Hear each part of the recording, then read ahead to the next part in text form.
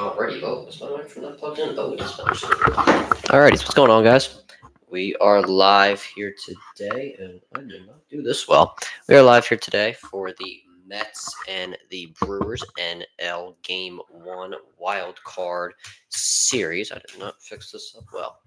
And the Mets barely able to make the playoffs yesterday after beating or splitting with the Atlanta Braves in their series, and they come out here today ready to go against the Milwaukee Brewers, and we'll see Luis Severino on the mound against Freddy Peralta, who will be for the Milwaukee Brewers today.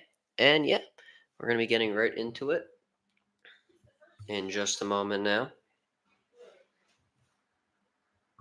Just have to make a tweet about something. A Twitter post I made for WSJP made Sports Illustrated, so I am promoting that really quick.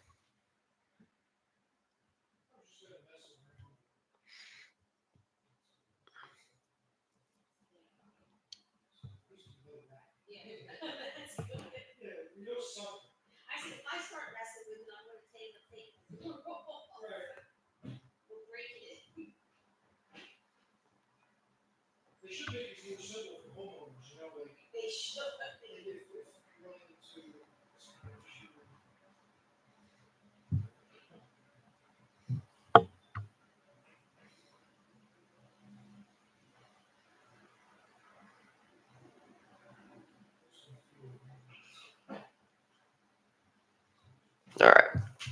So the Mets will be kicking this off, obviously.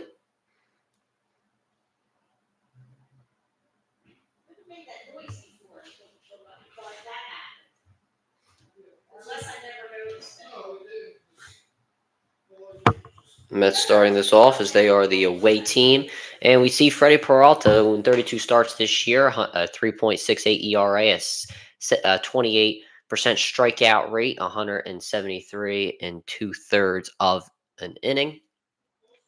And we'll start off today with Francisco Lindor, the shortstop for the New York Mets. One of the best shortstops in the NL, was in the MVP race this past season. Obviously, those talks were kind of debunked after Shohei Ohtani was able to get the 50 home runs and 50 stolen base record. And now here comes Francisco Lindor, and we're just getting a few more warm-up pitches here today from Peralta, and we should be getting underway in just a minute. And here we go, Francisco Lindor stepping into the batter's box as we kick off here from Milwaukee. Obviously, Milwaukee, they lost Christian Yelich earlier in the season, but they do have a squad of guys. The number 3 seed in the NL, Francisco Lindor, batted .273 this year and is the number 1 hole hitter for the New York Mets here today. And here is the first pitch. That one inside, 4-seam fastball, 95, right down the middle to start this one off. And then obviously in that Detroit and Houston game, Houston very close. They have bases loaded, 2 outs. They're currently losing 3-1. And this one a little high there for Francisco Lindor. Lindor not swinging at anything so far. The Mets, they are a very dangerous team. Some of the best pitchers in the MLB currently. One of the best starting rotations. And now this changeup on the outside. Nothing has been below 90 so far for Peralta. And he is losing this one currently 2-1. Lindor once again not swinging at anything so far. Kansas City also up 1-0. And a swing and a miss. That one on the outside. And it's 2-2. You want to start this one off with a strikeout if you are Peralta. Very good 4-seam fastball. Going to see a lot of those today.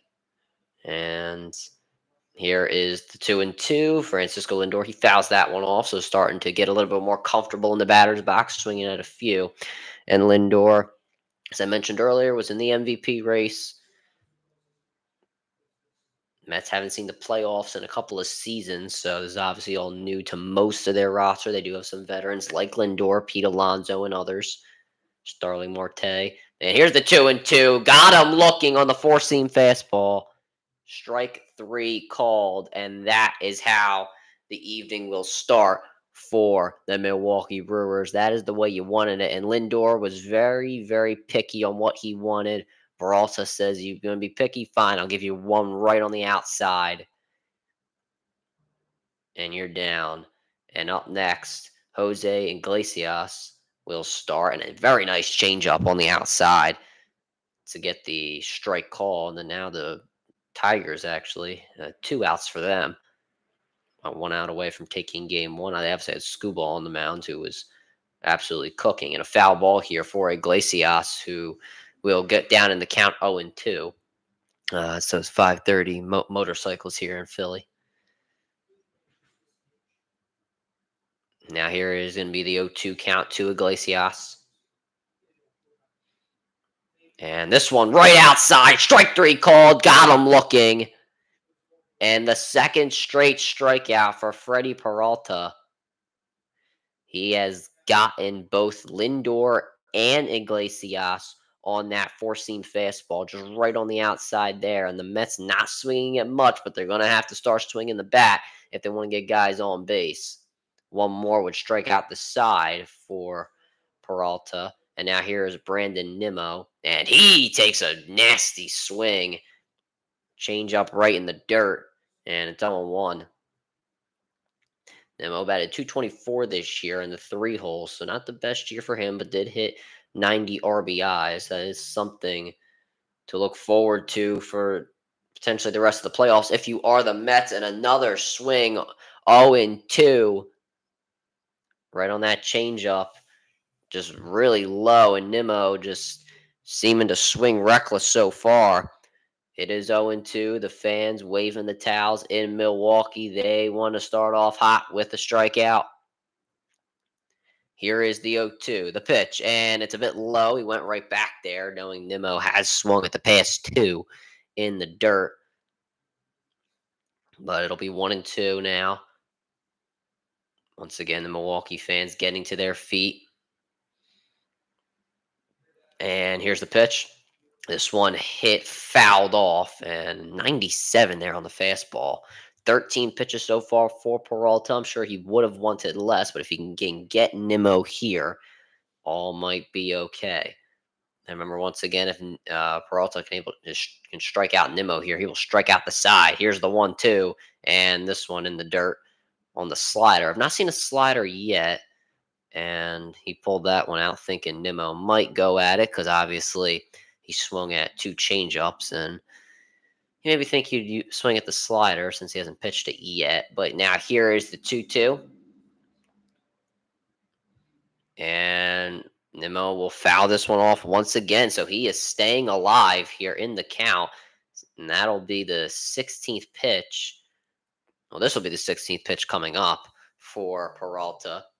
And we've seen a lot of pitches here. We've seen a changeup, 2 four-seam fastballs, a slider, and a changeup. Now here is the 2-2 to Nimmo, and he check swings and fouls it off.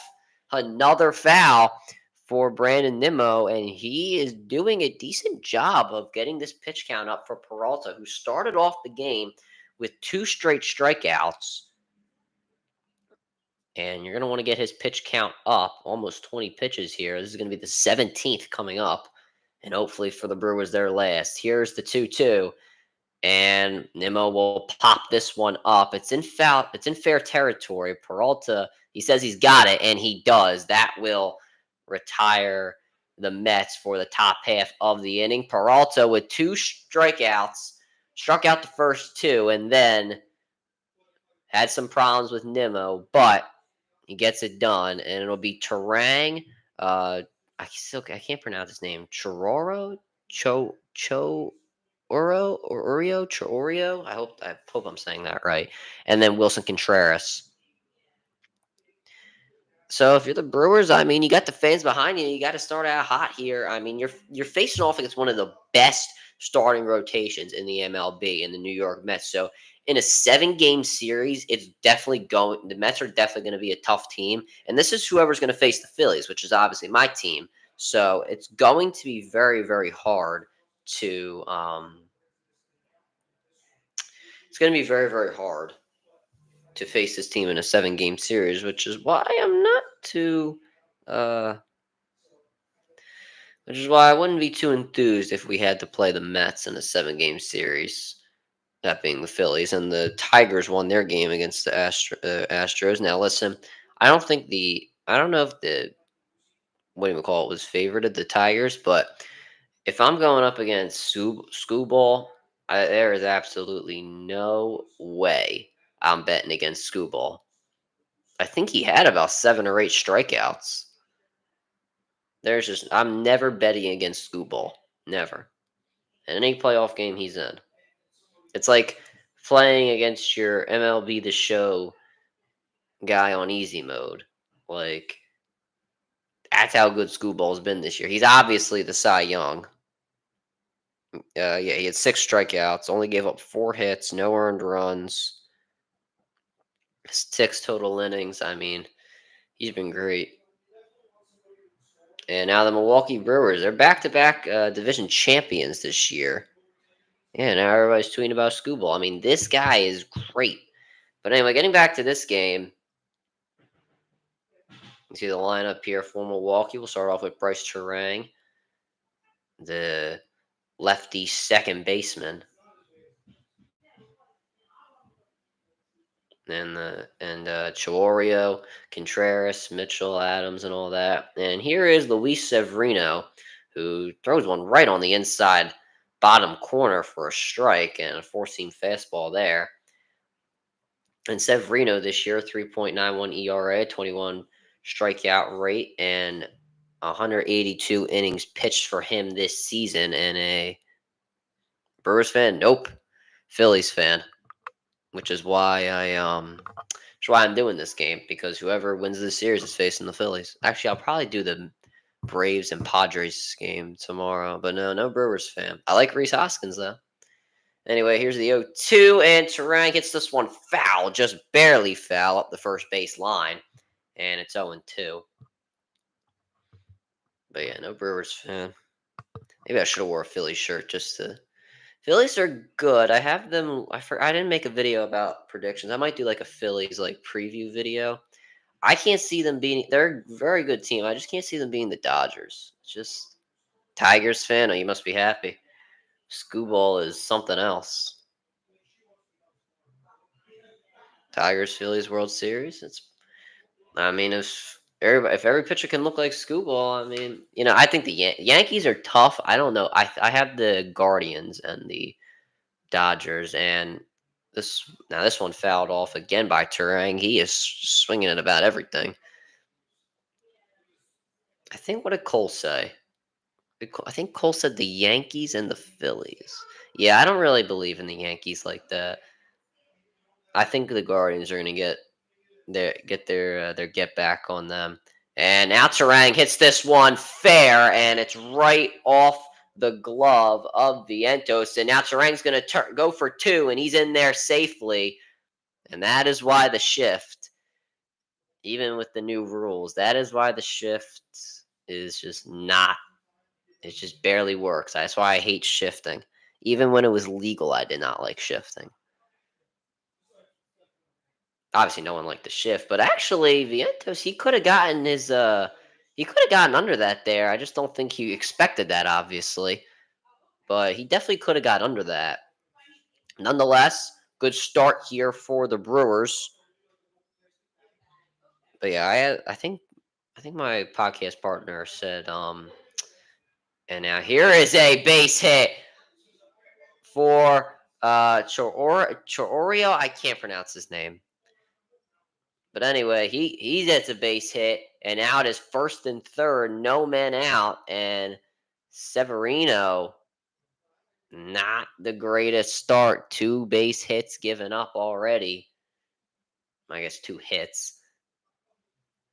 I guess when I say base hits, it kind of confuses the audience. But nonetheless, Wilson Contreras Chi Oreo. See, thank you. See, I need you for when I do UFC events. Because listen, I love the UFC, but I can't pronounce the names for anything. Chi Oreo. And now Contreras hits this one for a base hit. Terang will score. Chiorio at third. Contreras holds up at first. And the Brewers, with an incredible start so far, 3 straight hits, 1 run, man on first and second, no outs.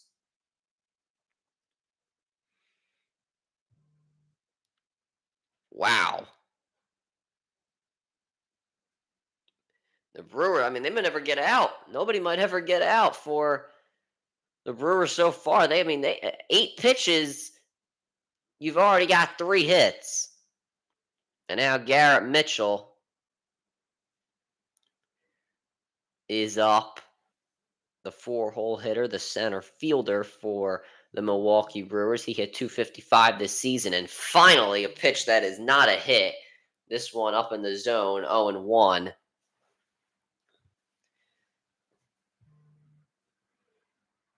Gee, I mean, everything is getting hit so far for the Brewers. Seems like they can just not hit anything.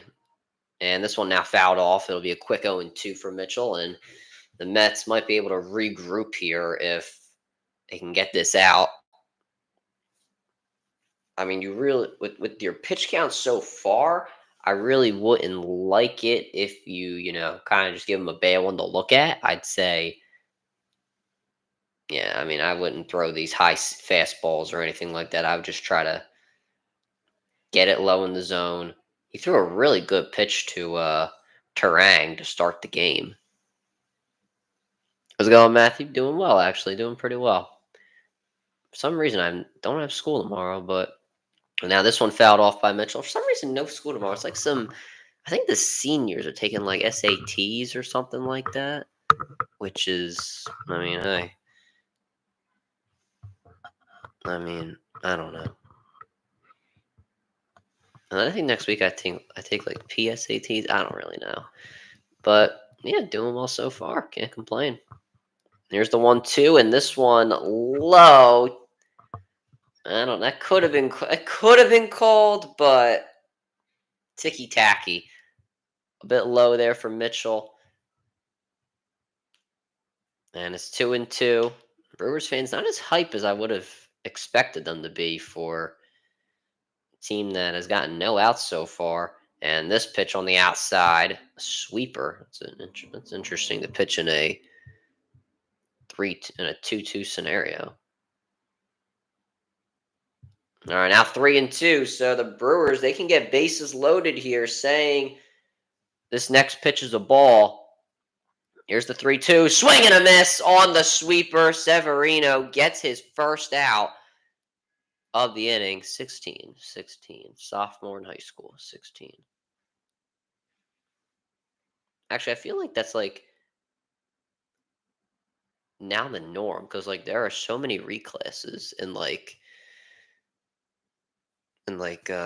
in high schools now because like I used to be one of the older people in my classes like in middle school, but now in like high school you get like so many reclasses, and some of like I know like some sophomores that are older than some of the juniors, which is just nuts.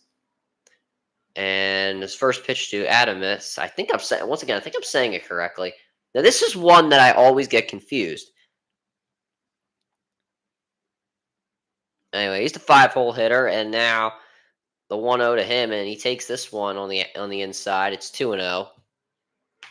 This is another one I get confused. I don't know, baseball names, boxing, MMA. Listen, I love boxing, MMA. I love baseball as well, but I just suck at pronouncing names. Spelling is another thing. 2-0. This one low, and on the sinker, it's 3-0 already. Never swing on a 3-0 count. I will say that I suck so bad at spelling that people still make fun of me for getting out on some of the words I did get out on in like the middle school spelling bees. I was so bad. 3-0, and this one on the inside, ball 4. And now bases loaded for the Brewers, and now the fans are getting to their feet. Now everyone coming in to talk to Severino because this is not looking good. He's thrown 19 pitches and only one out.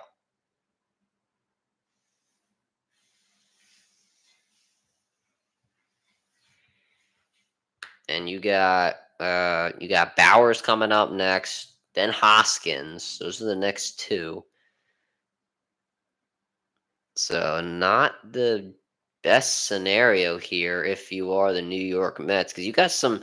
I mean, the Brewers are a very deep team. They have a lot of They have a lot of good hitters. I mean, you have Hoskins down. What do you call it? Bowers is a good hitter who's up now, fairly decent. Hoskins has always been decent. I mean, Bowers 199 in the regular season, but I mean, decently reliable.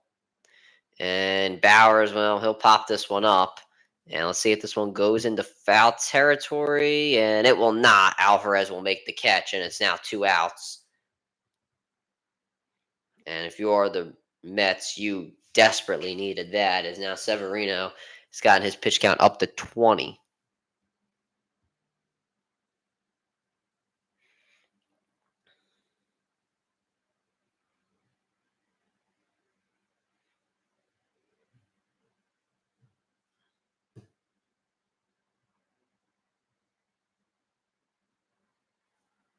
Here's Reese Hoskins. He batted 214 during the year, the seventh hole hitter. And obviously, I would love to see Reese Hoskins beat the hell out of the Mets.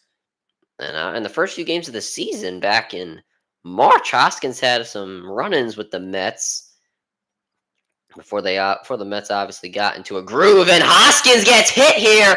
That will drive in a run as the bases were loaded, and nothing so far can seem to go right for the Mets. It is 2-0 Brewers.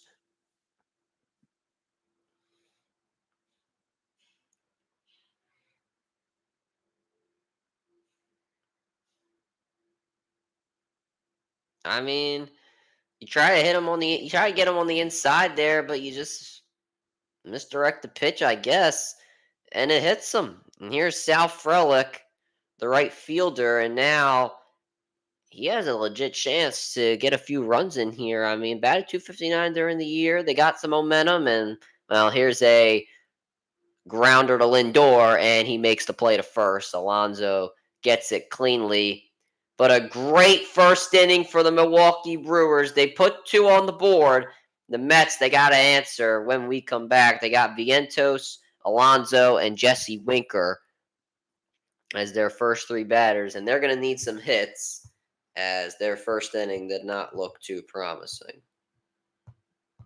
So anyway, even when it's not football time, which everybody knows is kind of my main, I don't want to say attraction, but kind of my main broadcast. We always have our Stadium Live picks, and of course, we have to give our Stadium Live picks for today.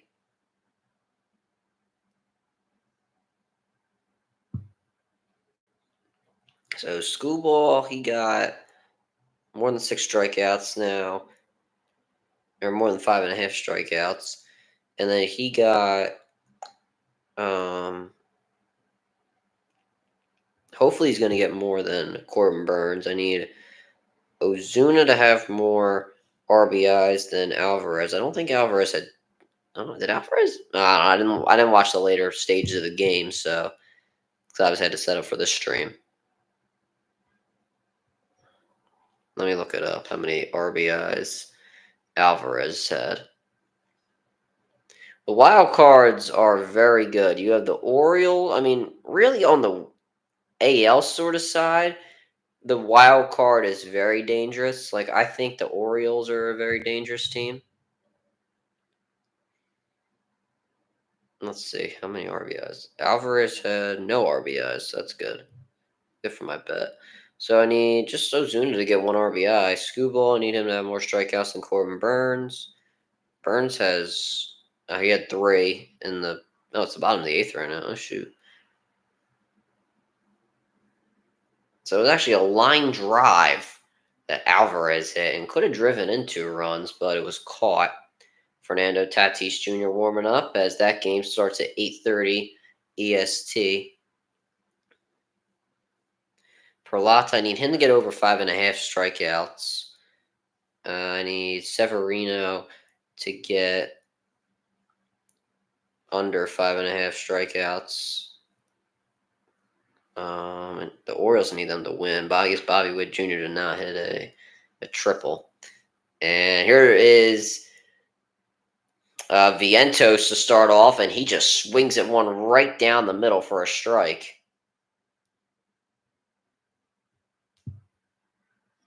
It is 0-1 to Vientos.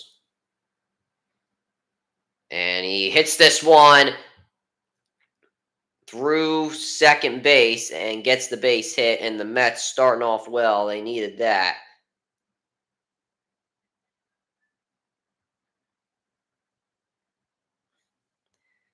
And Peralta's pitch usage during the regular season, almost 54% four-seam fastball, 21% slider, 17.5% change, and a 7% curveball usage rate. So fairly decent season so far for Peralta, and he's doing decent so far. Just gave up the base hit, but a strike there to Alonso, as Alonso has had a pretty good year. I mean, 240, 34 home runs, 88 RBIs. He's getting a bit older. And this one inside on the fastball, 1-1. I guess we can't really talk about fantasy. I just completely forgot about fantasy baseball this summer. Like, I just did not pay attention to it. And now this one on the inside to create a 2-1 count.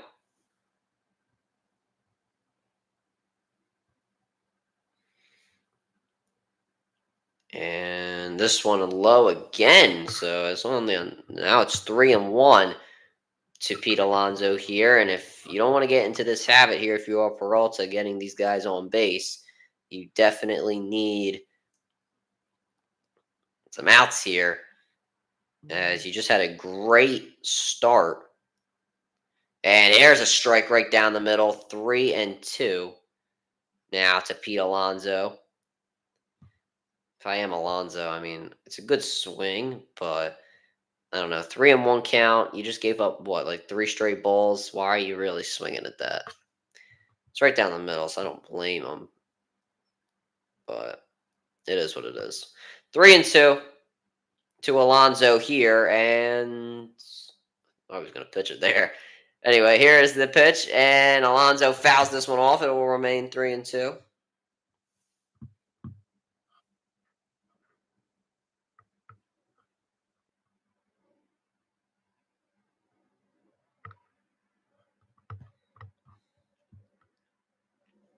Now, once again, we'll see a 3-2. My bets are hitting right now, baby. 3-2, and Peralta pitches this one low. Did Alonso go? No, he did not. A walk, and the Mets starting to try to get their way back into this. There's some good-looking sausages right there.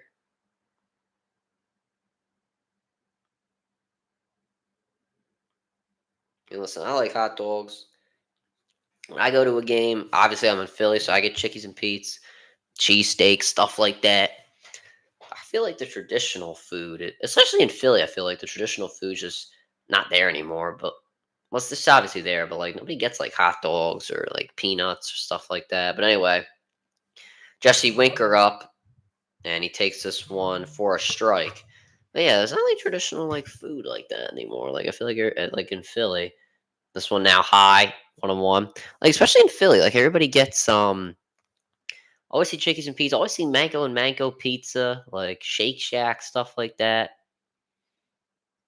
In Philly, like nobody gets the traditional stuff. Now I'm guilty of it myself. Now this one low on the four-seam fastball. I don't know why he pitched a four-seam fastball down there. Like that was just not good placement on the fastball, especially it was 89. Too low for that. 2-1 now here to Winker. And this one fouled off. It's a little on the outside on the changeup, but he now creates a 2-2 scenario.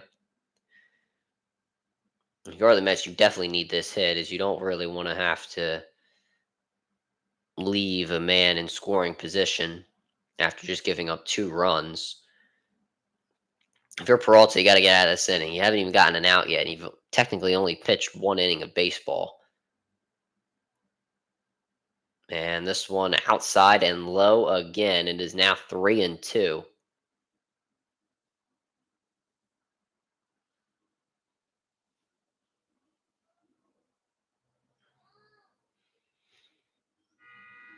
You have Starling Marte there waiting on deck. And now here is 3. Actually, no. And Peralta's going to step off the mound. Make sure Vientos gets back. I don't want a big lead here, saying they give up a hit.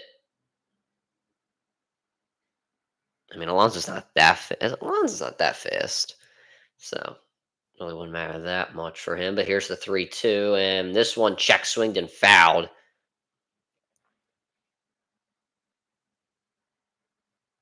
It is still 3-2. This is going by slow, man.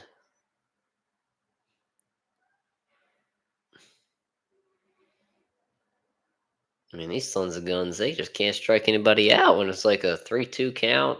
Whenever there's 2 strikes, you can't just strike them out. Here's the 3-2. And another foul for Winker. Yeah, I mean, they did this in the first inning. They were keeping Peralta out there, just the same guy, just making him pitch.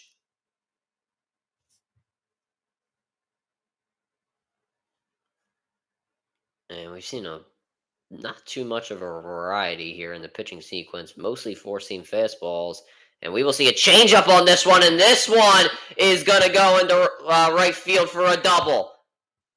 2 runs will score, and a bit of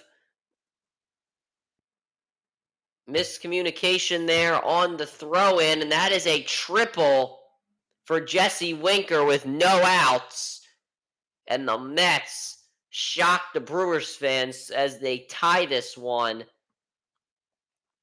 I mean, you just give him one right down the middle there if you're Peralta. You just try to end this one. Try to end this at-bat.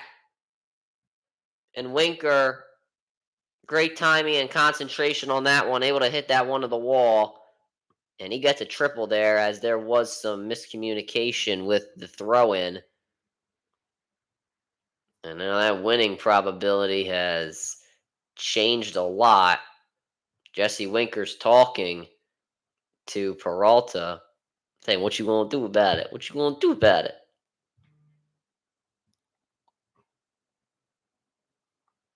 I guess that was Jesse Winker. He is fired up, as well as the Mets fans.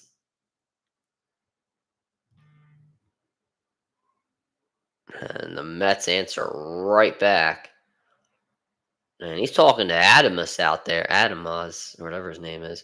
And this pitch, a little bit on the outside to Starling Marte. It'll be 0-1, though.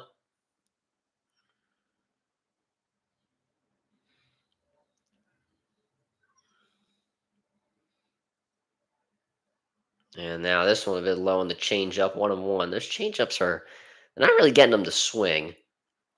Marte, 269 batting average this year, 7 home runs, 40 RBIs, so a bit of a decent year for him. Here's the 1-1. And this one on the outside, 97 on the 4-seam fastball, but just can't get any guys to swing. I mean, obviously you're not going to swing at that, and Winker and Adamus are still looking staring each other down. 20 pitches this inning so far for Peralta, and doesn't even have an out yet. This one inside, and this is 3-1 now.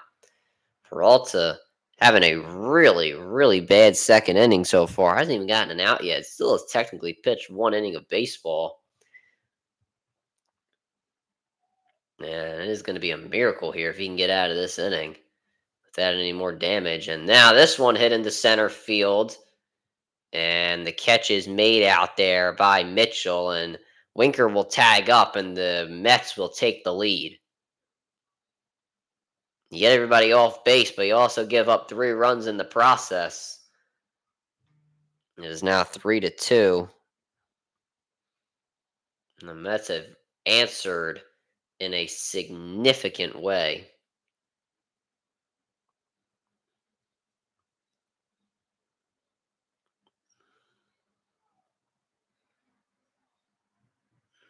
And now here is the pitch on the outside to Tyrone Taylor. And if you are Marte, you got it. And I'm sorry, if you are Peralta, you got to get out of this inning, man. Taylor with a 248 batting average this season, and he swings on that one. It's 1-0, 1-1.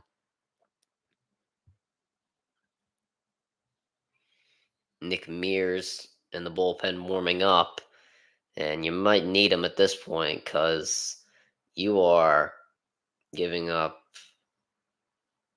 hits at an alarming rate, and the pitch count is so high for Peralta. It's 1-2 now to Taylor.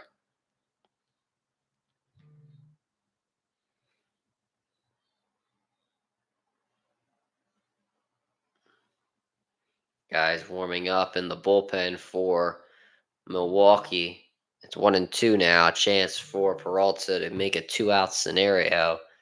And he will make it that. Got him on the slider. Foul tip. Struck him out.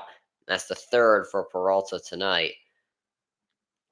As he gets his third of the game. First of the inning.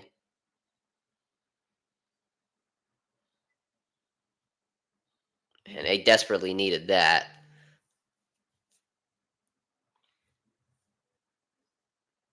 And the win probability is shifted a bit. But it's still, the win probability is still Milwaukee favored to win. It's only a 1-run game. Here's Francisco Alvarez, the 9-hole hitter, batting .237 this year. And this one on the outside to start. He's a lot of those four-seam fastballs on the outside. Just very, very weird. And the Royals actually leave men on base for the Orioles leave men on base for their game against the Royals. And here's a foul on that slider. The slider not really working tonight so far for Peralta, though much has not worked, especially this inning. As he threw one right down the middle to Jesse Winker, and he just smashed that thing. Pause. Okay, you know what? Never mind. We're not going to do that. The 1-1 here, and this one is low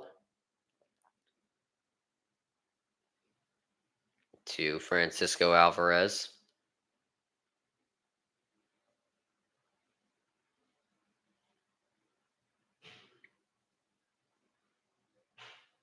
Two and one, and this one swing and a miss. It is now 2-2.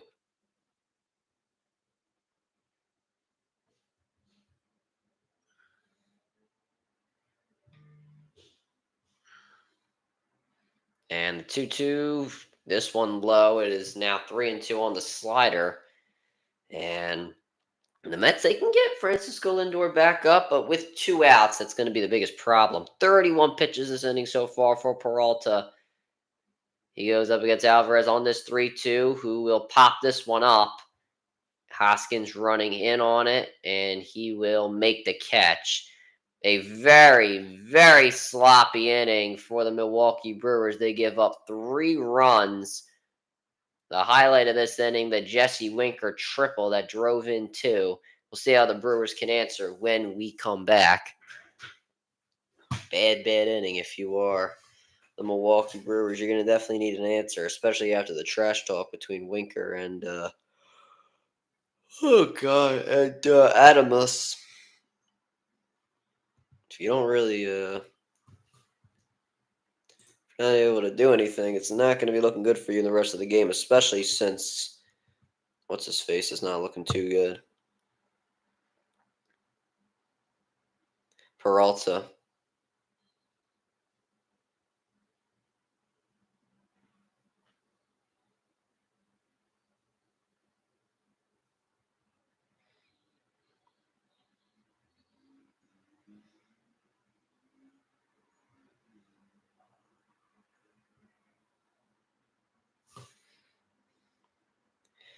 I mean, who's up? Is it Ortiz? I think it's Ortiz. It's Ortiz then top. I mean, the top of the order looked good, so you get those guys up. You try to get. I mean, you try to get Ortiz on base. It depends on how Severino looks, but he doesn't look that good. So you know, oh god, Robbins had 8 strikeouts against the Baltimore Orioles. Corbin Burns only had 3. I had him over 4.5. I really thought he would. I honestly thought the Orioles were going to win this game. If the Orioles do lose, I definitely think that the Royals have a shot because I thought they really were kind of mismatched against the Orioles, especially in this first game against Burns. I need Peralta to get 3 more strikeouts, and based off the way he's been looking, that's not going to happen. I did pick the Mets to win this game, though.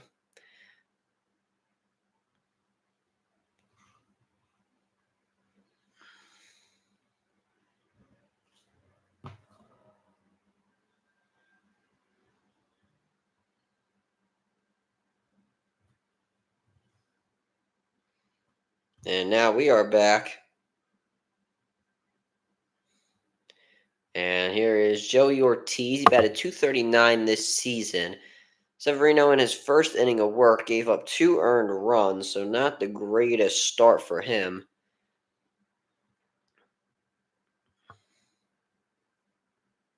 And now Ortiz, he hits this one straight to Alonso, who fields it cleanly and makes the play at first for 1 out.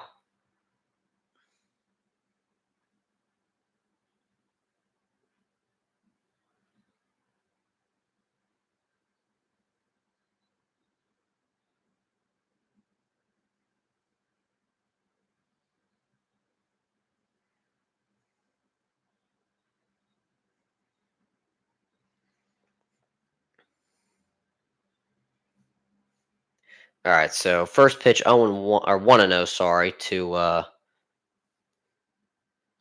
do you call it? To Terang.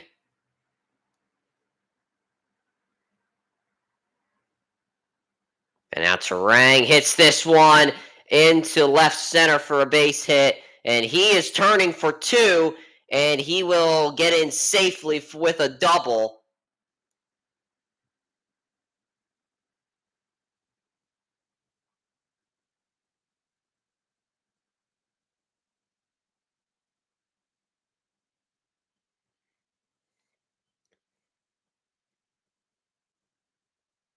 And not the Braves, the Brewers, they definitely needed that.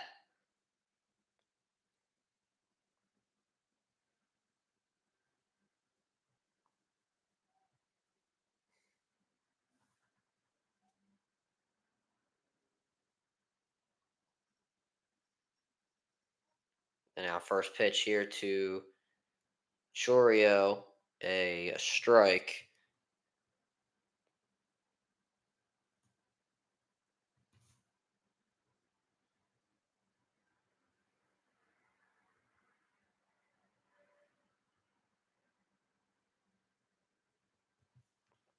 And now 0-2 as this one's fouled off to, what is it? Chiorio. See, I'm getting it. I'm going to get it. 0-2. And a check swing. He did not go.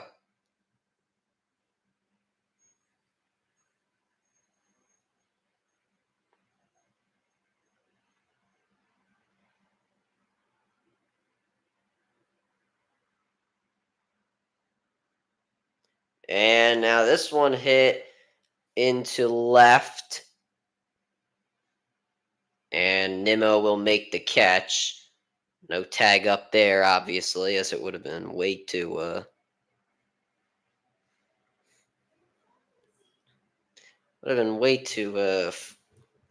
far of a run. Oh my god, I keep using the wrong mouse. I have 2 mouses here, and I keep using the wrong one. Normally, I always get it right. I keep using the wrong one. All right, anyway. Wilson Contreras now up. He had a base hit earlier in the first inning, and on the first pitch, he hits this one into left center, and making the catch is Taylor to end the inning. The Brewers leave one on base, and that will do it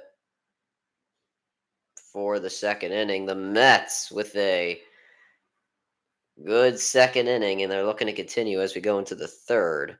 Who's up? It's Lindor. I think it's top, which is going to be very good because they have a lot of momentum right now. I guess Peralta's coming out for the third. I can only see him really pitching this inning, and then they're going to go with someone else because they would probably want him to get through 1/3 of the game. So I'm not sure.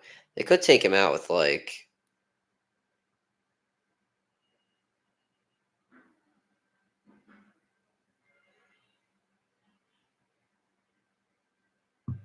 2 outs maybe. No, I can't really see that happening. I see because they're playing they're playing 3 straight days. So preserving your bullpen is going to be key.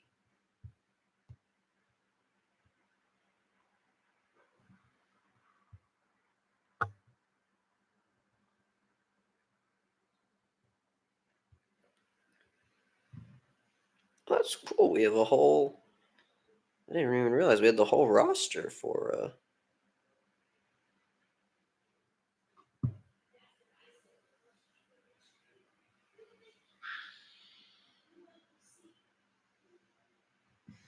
We have a whole roster. Let's see, we have a game for.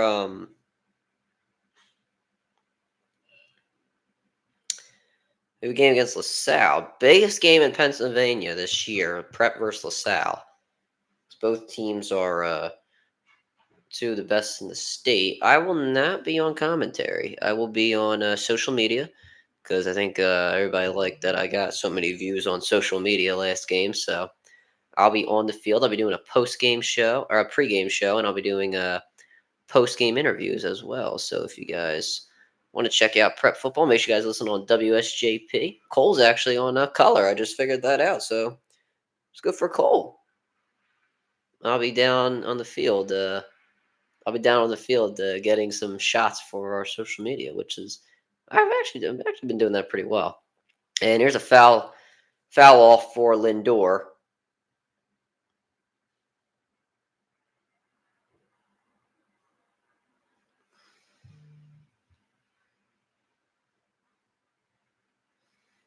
On his first pitch, and 50 pitches so far for Peralta.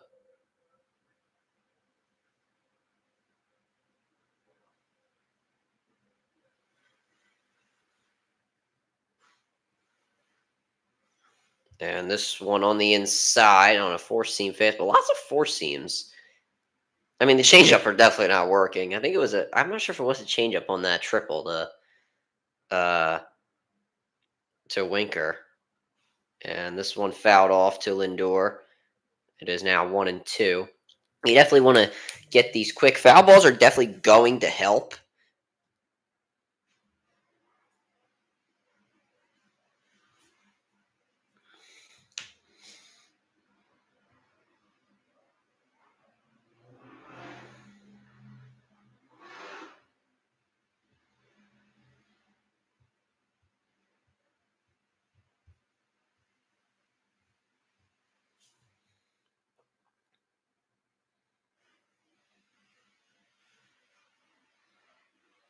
And now this one by Lindor hit the center and a fly out. That one caught by Garrett Mitchell.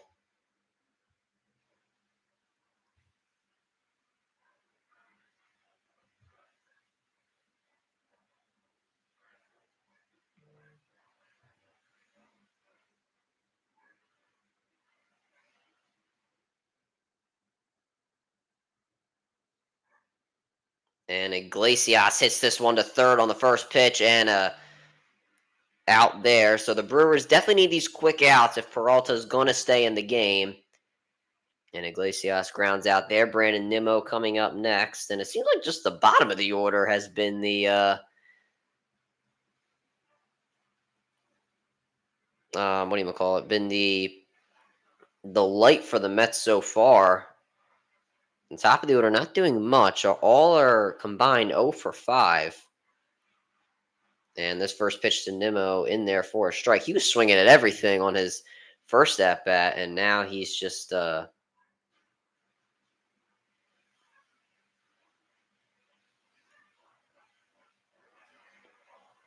he's just swinging at nothing. He takes this one low, 1-1. Those changeups just aren't working. They're not swinging at him.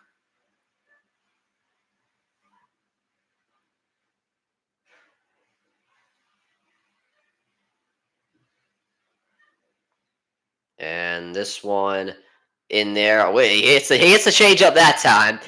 It's on the changeup there. It's 1-2 to Nimmo.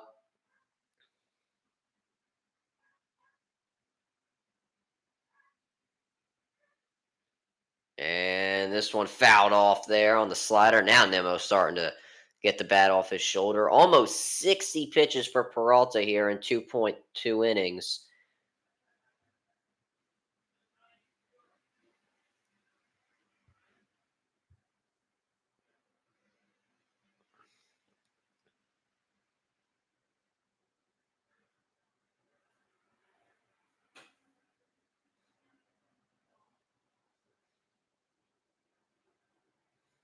Here's the 1-2.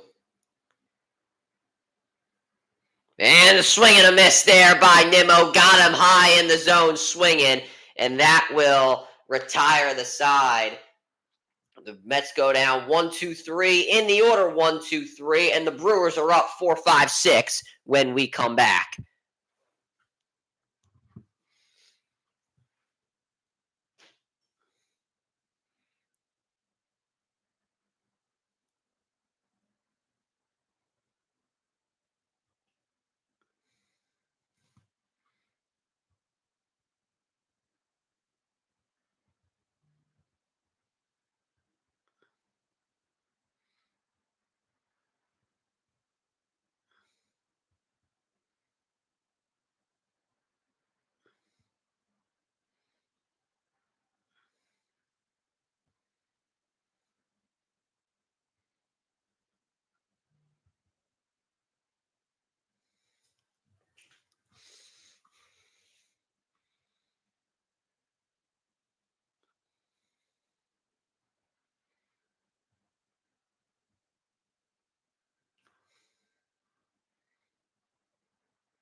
All right, hold on, chat.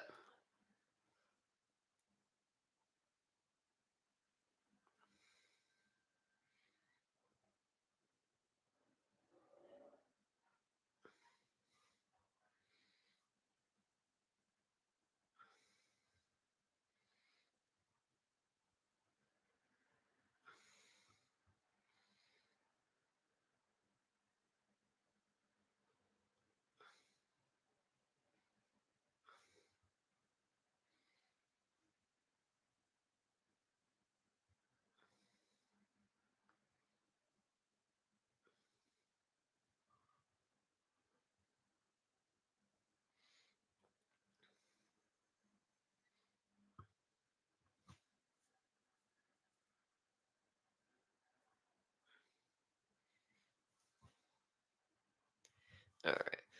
Christian Yelich, obviously, he was ruled out earlier in the season with a back injury.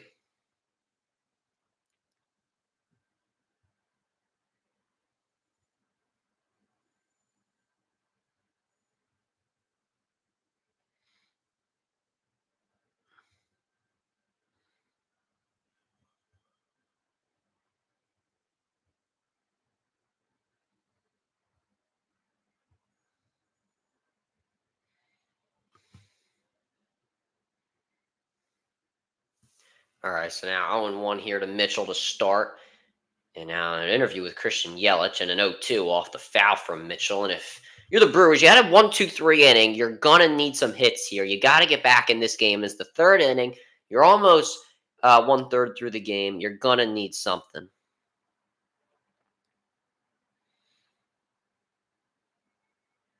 And this one high, it's 1-2.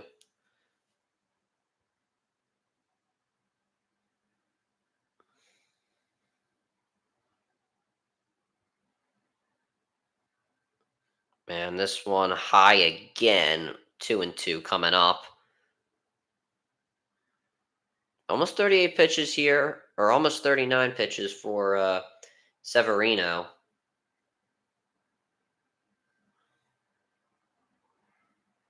And this one outside, it's 3-2 now.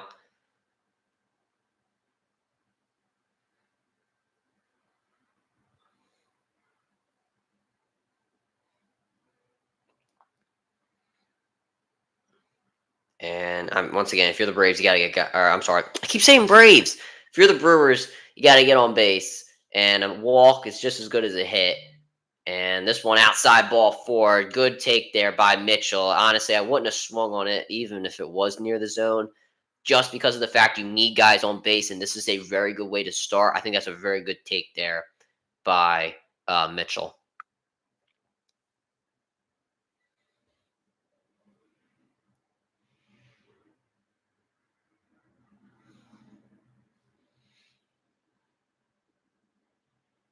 And now here's Adamus. He walked on his first at bat, and of course ESPN has to black out their screen. I think it was actually just a look back here from Severino. As I mentioned, the Philly motorcycle's out at this time. You love to see it. Anyway, here's the first pitch to Adamus, and he fouls this one off. I can't see the box right now. I guess they took that out because of maybe some broadcast issue. I don't know.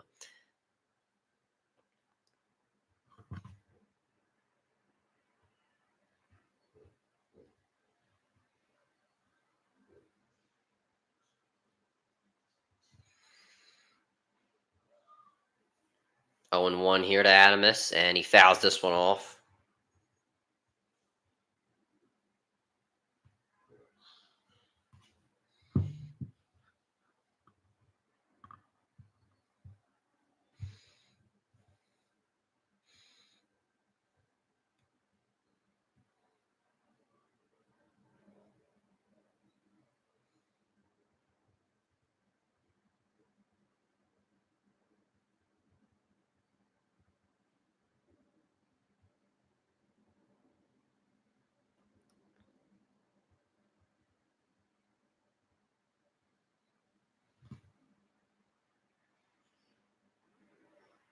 And this one upstairs, 1-0, or 1-2, sorry, to Adamus. And if you're Adamus, I really don't know how you attack this. You pretty much, I mean, you gave up 0-2. You're trying to get back into this count here.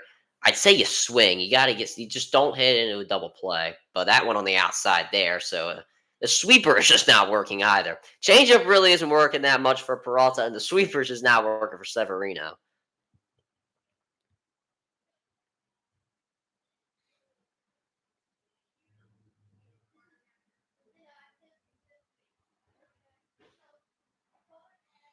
And this one fouled off a bit inside to Adams. Probably would have been called a strike, as umpire has called most of the balls on the inside strikes.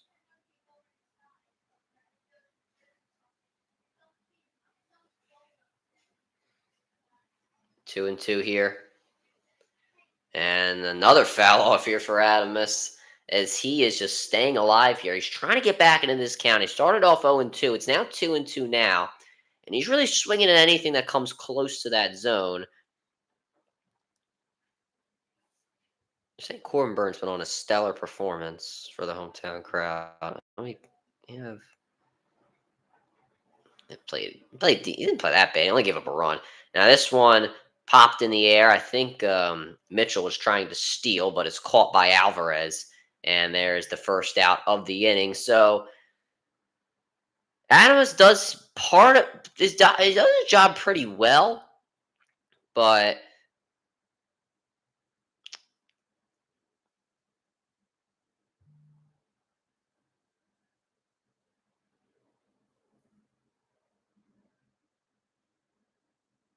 does his job well. He hasn't pitched 48 pitches so far in 2.1 innings pitched.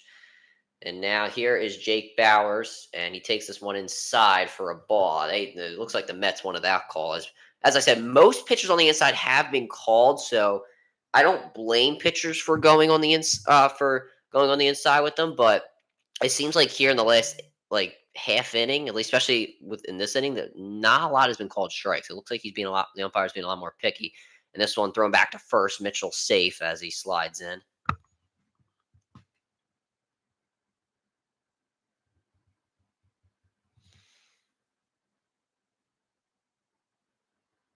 And here is the 1-0 to Bowers. And he takes this one a bit high. Could have been called a strike, but it's 2-0.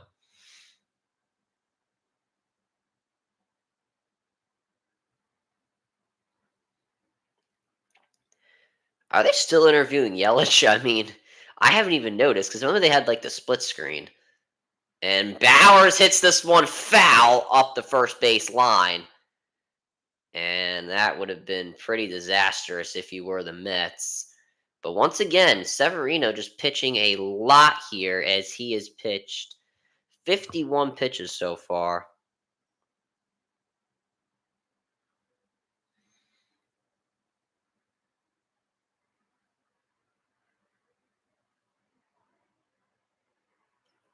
Two and one. And now this one hit into right center for a base hit. And Mitchell turns the corner, heading for third. He is safe. Bowers with a single that advances Mitchell to third. We have first and third with one out here in the bottom of the third. Lots of thirds I'm talking about here on this broadcast.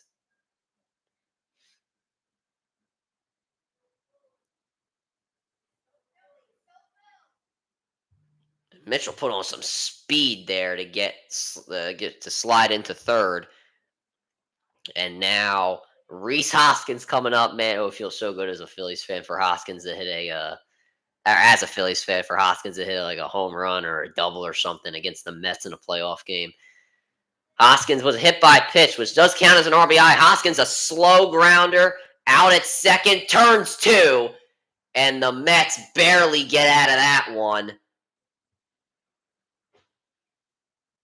The Hoskins, the Brewers leave men on, and that is a killer if you are the Brewers. But the Mets, they will have Vientos, Alonso, and Winker coming up, who had a very good start to their game the last time they were up.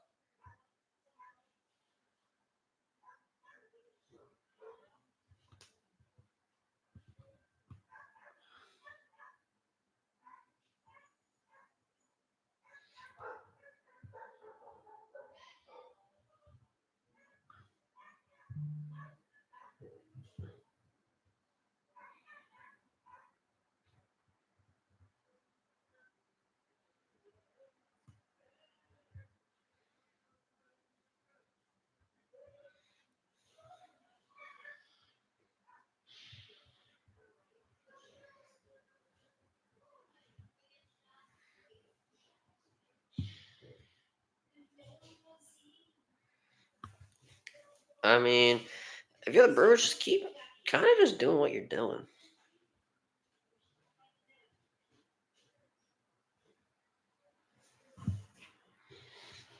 Tells go to they want to replace reporters with AI today. And Wonko AI is going to fix the rankings. That is hilarious. They're going to replace reporters with AI. I mean, if Dana White can get the reporters to talk about how great John Jones is, I don't think that he'll have a problem with that.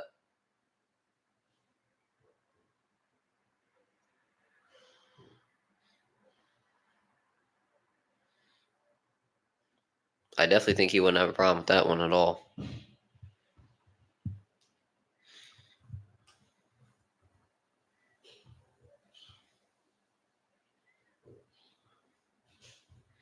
Because I mean, the way Dana White, I don't know what his obsession is with John Jones. I mean, is honestly ridiculous.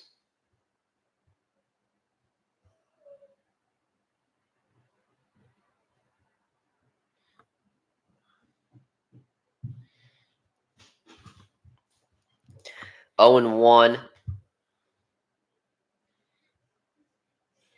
to Vientos. You can barely see anything because of the damn split screen.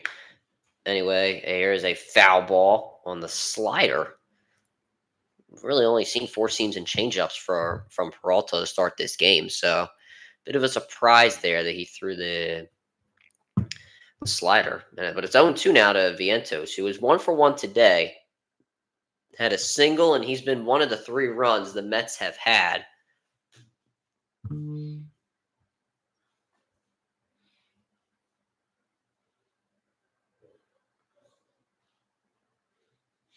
And a foul off here for Vientos. It's still 0-2.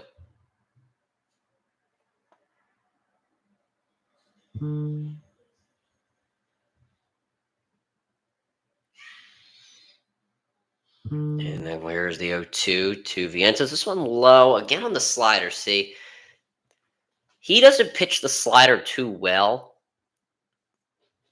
which is why I would have suggested a changeup there. He pitched that once, so I don't know why he'd pitch it again, knowing that he doesn't throw it often. But anyway, yeah, now he gets him on the changeup. Swing and a miss, strike 3. That is 5 strikeouts tonight for Peralta. That's why I said throw the changeup on the 0-2. It would have been better, but he gets him there on the 1-2, and that is the first out of the inning. I think I need him to get one more strikeout to hit on Stadium Live. And here's Pete Alonso. He walked earlier. He's been one of the 3 runs as well, and he hits this one to third. And Ortiz fields it cleanly to Hoskins for the out, and now that is 2 outs here in the top of the 4th. Peralta, since giving up those 3 runs, he has been clean since.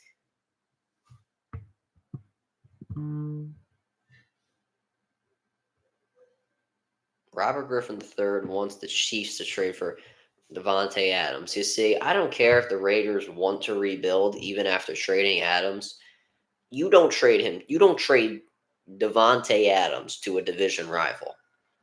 It's like when my grandfather once, we were talking about the Phillies, the Nationals trading Trey Turner to the Phillies once, when the trade happened when he went to the Dodgers, and I was trying to tell him they're not going to trade him to a division rival, and if you're the Raiders, even if you're trying to rebuild, why would you give him to a division rival? Doesn't make sense.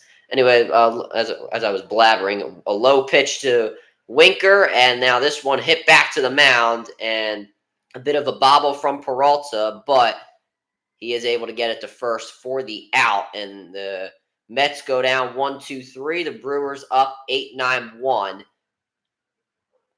And we'll see if they can tie or take the lead. Terang is 2 for 2 today, so he's obviously led off well, but Chiorio, Contreras, Mitchell, been good,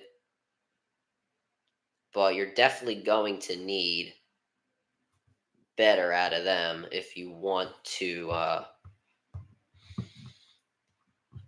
win this game, or at least get back into this game.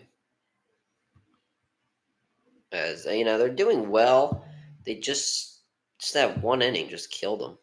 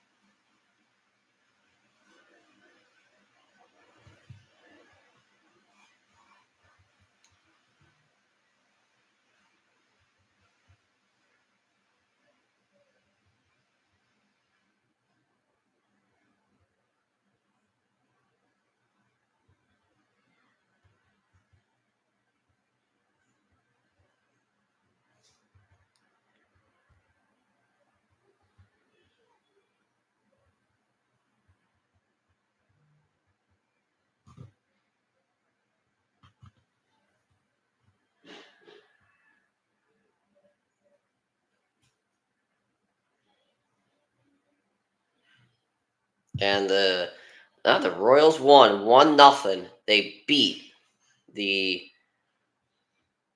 Orioles as Witt leads the team in the RBI, and Raganos, whatever however you pronounce his name, got the 8 strikeouts, which is just nuts. Anyway, here is Frelick. He is 0 for 1 so far.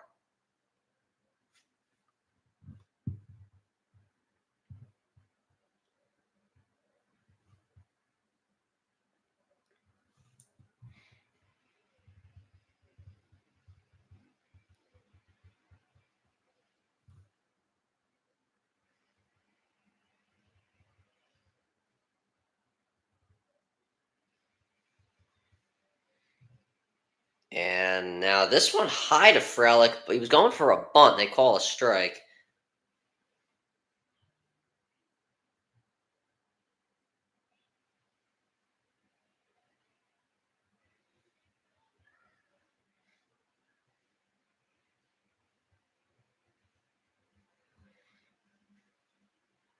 And now this one in there to Frelick was a bit low.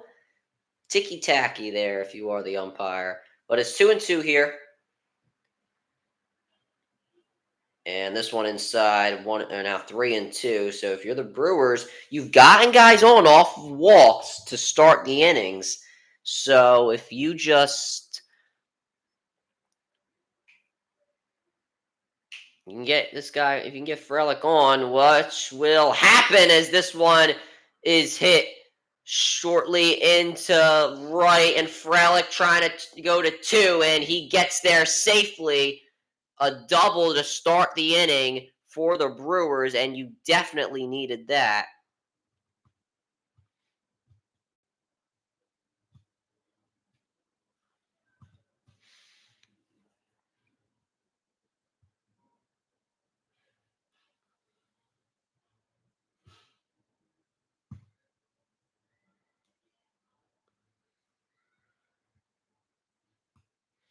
And now Joey Ortiz up, and he takes this one on the inside.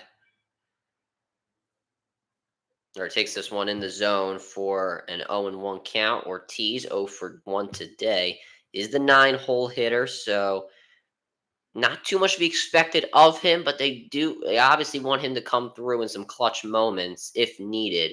And now this one on the outside, 1-1. Stop throwing the sweeper. It's just not working. No one's swinging at it. If you are Severino,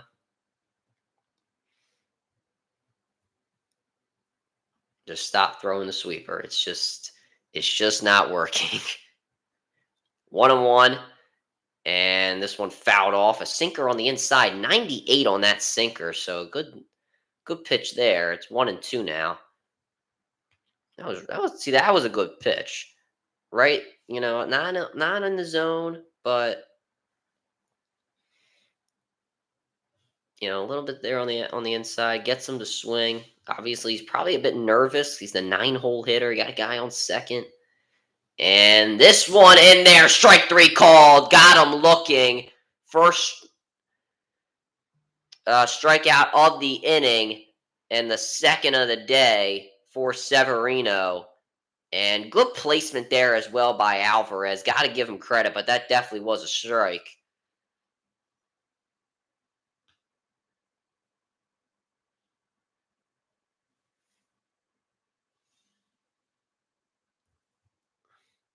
And they're going out to talk to Severino.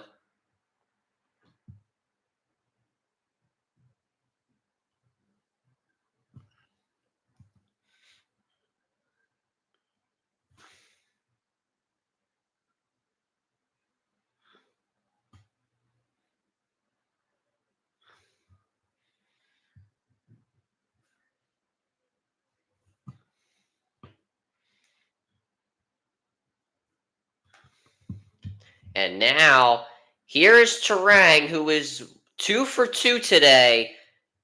And the Brewers would love it if he could go 3 for 3, especially since he got that guy on second. And he takes this one a bit low, but it's called for a strike.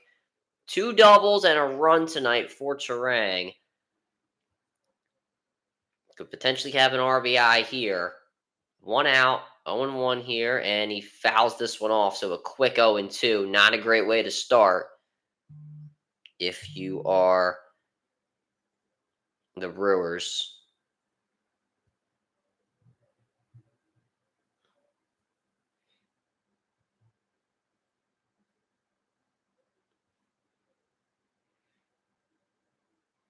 And now this one fouled off again. It's still 0-2.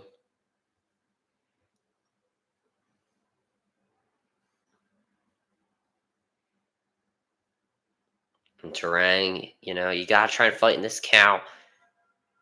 Preferably, I wouldn't swing. Severino's going to give you bad ones. He's been doing it throughout the game, but that one is right down the plate, so you got to swing at that one.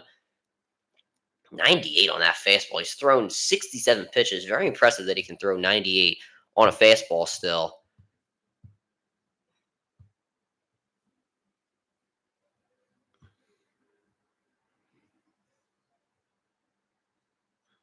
And now this one on the outside, 1-2.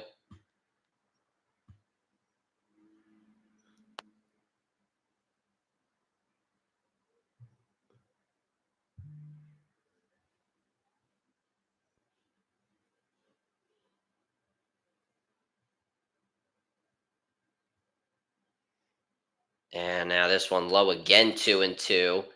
And Terang starting to fight his way back in the count. Lots of Brewers have done this well tonight. They fought their way back in the count. They're making him pitch. They're making him give them different looks, which is what they definitely want to see. Still 2-2. Or now it is 2-2. And he fouls this one off. 99 on the 4-seam fastball, just a bit high in the zone.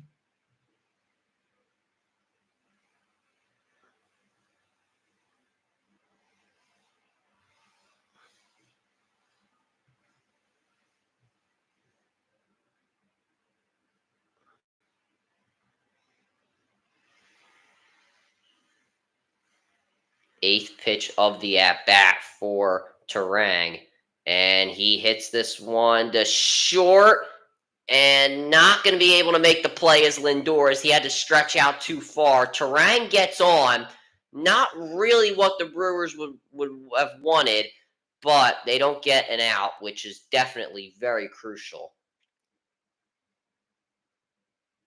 And if you're just Lindor there, can't really make the play. You gotta stretch out really far. You dive, you stretch out like that. You're not really gonna be able to make that play. Terang, he is pretty quick. And now Chioro is up. He has not had the best night himself. He's 0 for 2 so far.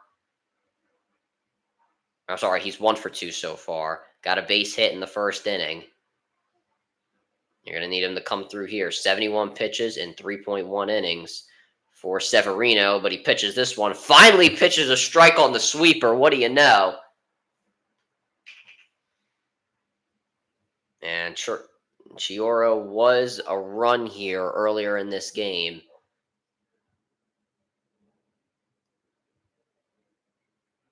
And this one hit in the center for a base hit. One run will score. And a double here for Chioro. It advances Terang to third, and the Milwaukee Brewers have tied this one at 4, or at 3 in the fourth inning. And you just see that right there by Chioro. Just kind of not the greatest pitch, got a bad break, that ball. You gotta get a better break on that ball if you are Severino. And the bad break on it, he pays for it. Chioro, RBI double, ties it. And now here is Wilson Contreras after the talk on the mound with the Mets. And it looks like Chioro. I thought he was getting pinch run for. I was going to say, why is he getting pinch run for?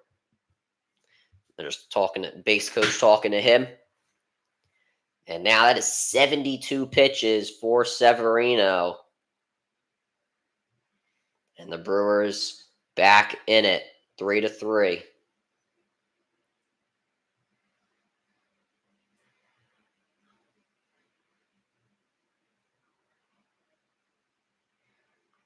Now here is William Contreras.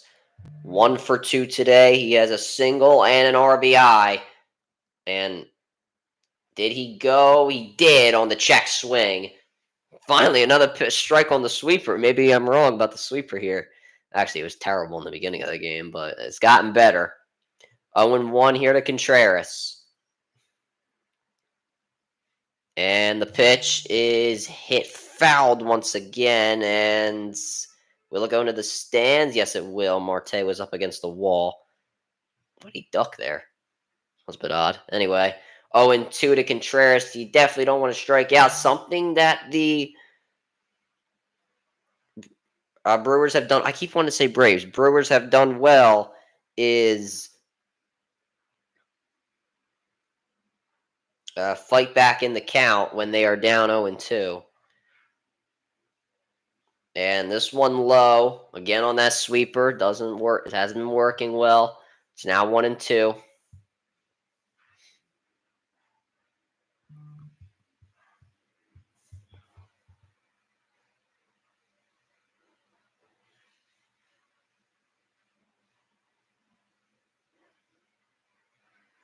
And now it's low 2-2 again. Once again, the Brewers doing a good job fighting back in the count.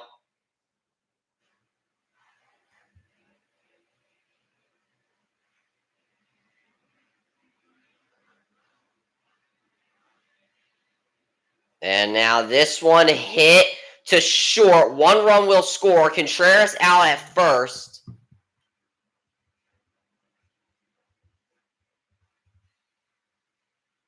And runner safe at third, that being Chioro. It's now 4-3. The Brewers have taken the lead once again here in the fourth.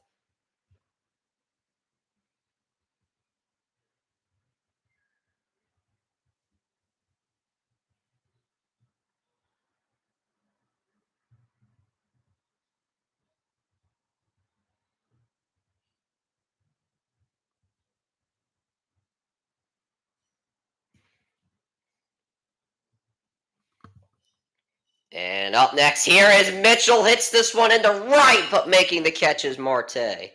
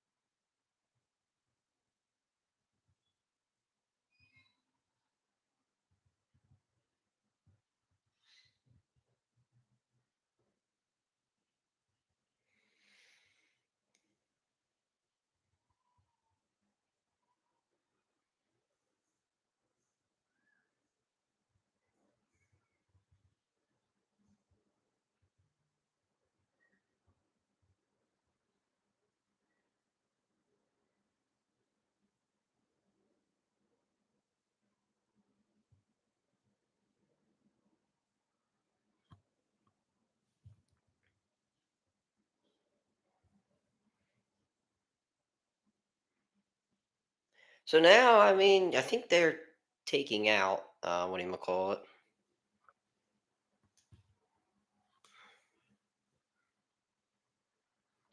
They're taking out Severino as he's pitched way too much.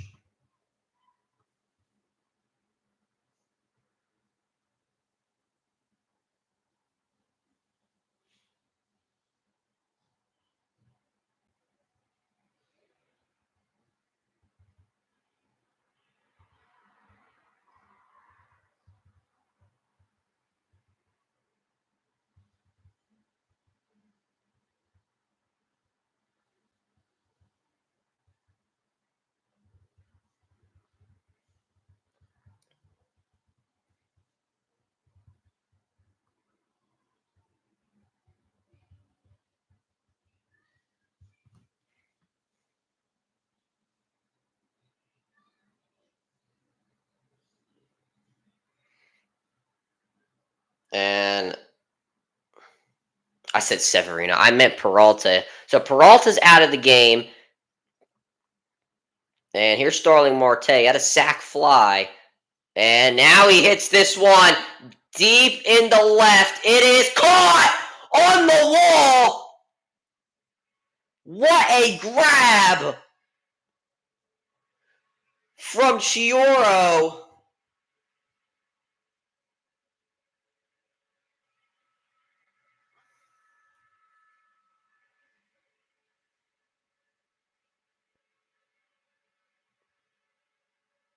Wow, that was gone if he did not make that catch.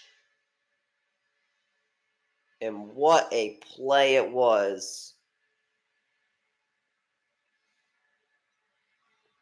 And I didn't even get to, what do you call it? 0-1, sorry. That was, wow, what a catch. Payamps is our new pitcher. And now this one 0-2, so to Taylor.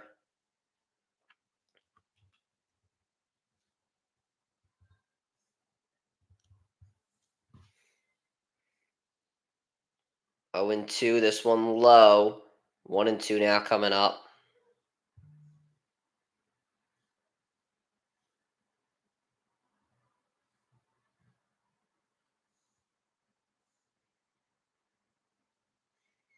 Now this one low again, 2-2.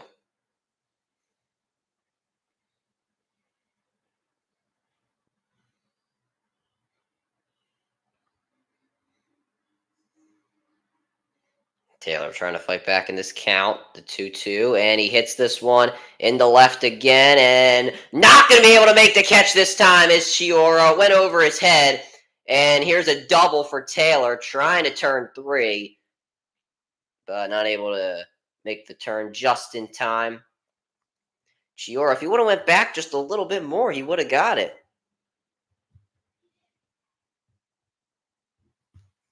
But mistimed it, misjudged where it was going to be. And now Francisco Alvarez, the 9-hole hitter, he is up. Definitely would not want to get Lindor up with just 2 outs, with 2 outs here. And now this one popped up to left again. And Chioro makes the catch. He gets this one in quickly. And no tag up there from Taylor. Francisco Lindor is now up.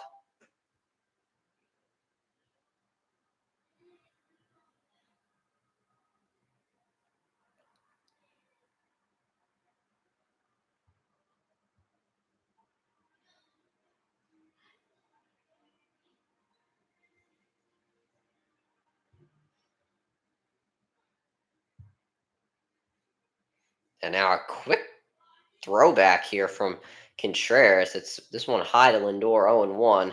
Lindor 0 for 2 today. He struck out. He has struck out as well. And now this one on the outside. 2-0 to Lindor.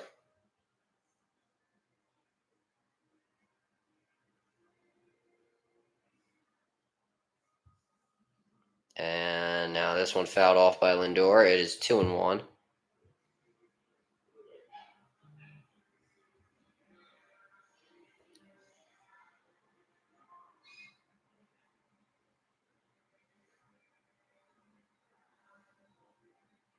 This one inside, 3-1, and Payans. He just needs one more. He just needs one more out to get out of this inning. But he might be walking Lindor here. Might not want to pitch to him, and he's gonna get this one low again on the slider. I think I keep wanting to say Braves. I think the Brewers wanted that call, but nonetheless,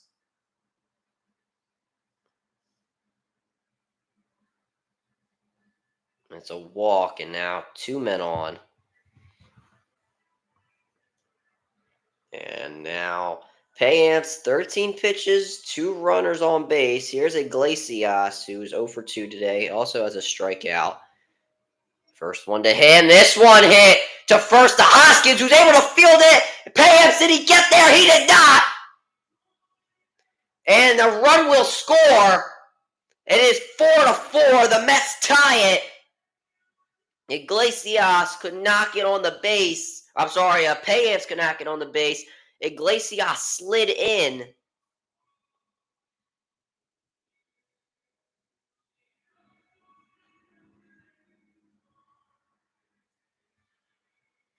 Let's make sure.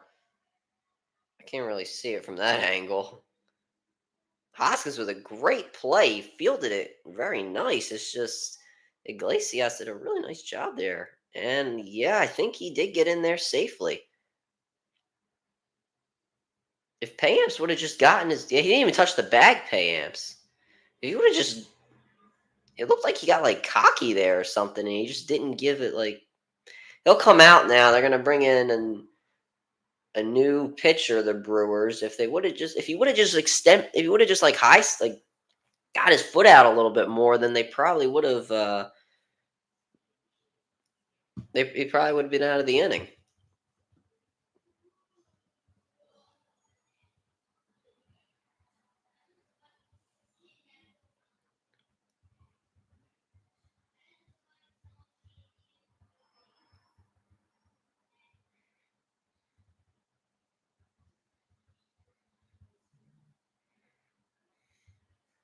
Corbin Burns, he did not get over 4.5 strikeouts. Needed that for my Stadium Live picks. Can't get that one done.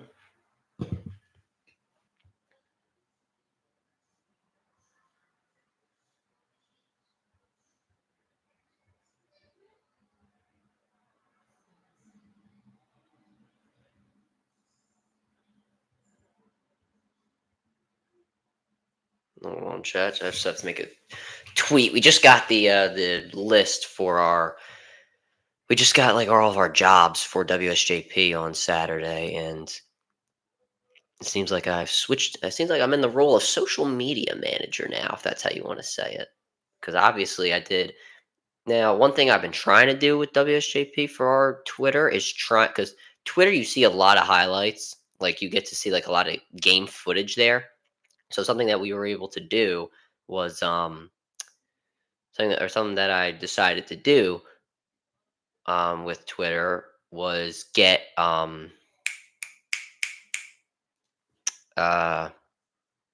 was to start taking videos of like touchdowns and big plays and stuff like that. And they did like really well. They got like a few thousand views. We got like over 15,000. We're almost at 6,000 followers on St. Joe's Prep Sports. So I think the group took a liking to that. And now I'm working with social media. Obviously, I think I'm doing very well in that. Obviously, I run a million social medias. I run this. You know, I run a podcast. I run a lot of social medias. Now I've taken on the role of doing other social medias. But anyway, Ashby is now the pitcher, and it makes sense why he's in the game. They want a lefty against a lefty as Brandon Nimmo is up. He's 0 for 2 today with a strikeout, but you've seen the trend so far. The first two hitters were also 0 for 2 and had a strikeout in this game, and they are both on base currently. This one on the inside, 1-1.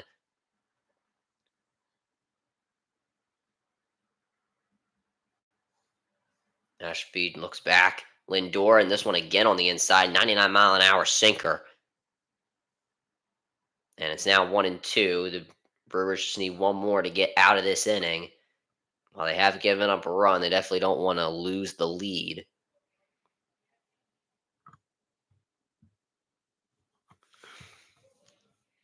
And this one low again, 2-2. That one 86 on the slider.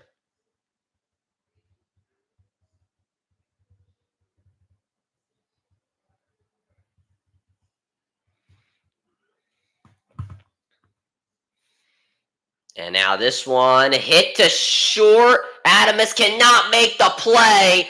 He bobbled it in his glove. And we still have 2 outs.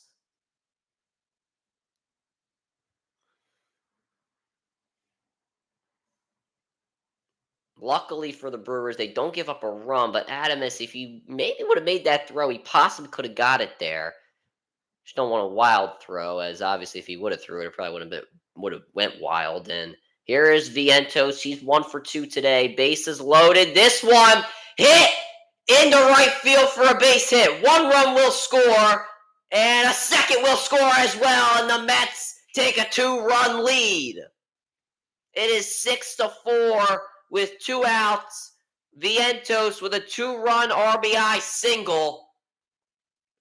That also advances Nimmo to third. The Mets have an answer to everything the Brewers put in front of them.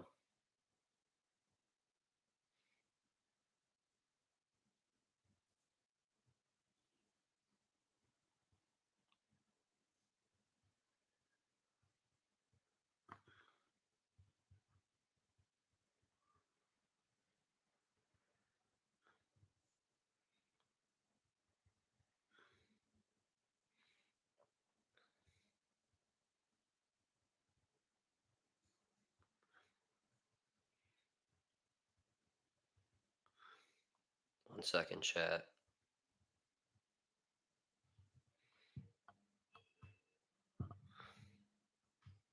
All right.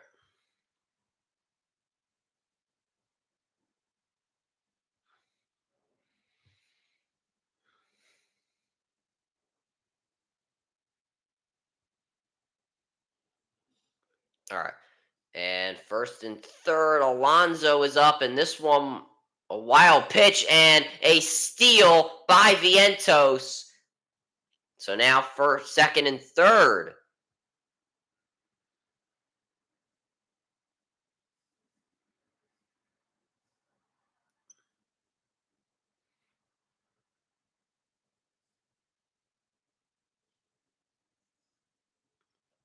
Here's the 1-0 to Alonso. This one is low, right, just barely hit the plate, and it's 2-0 now.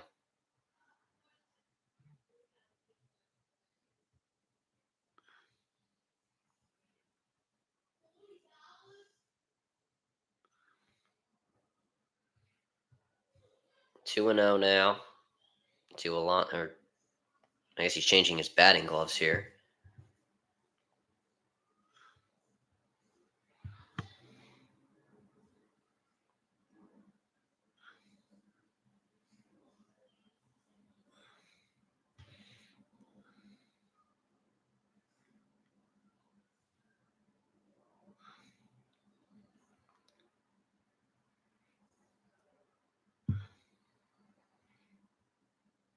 Still handling social media stuff right now.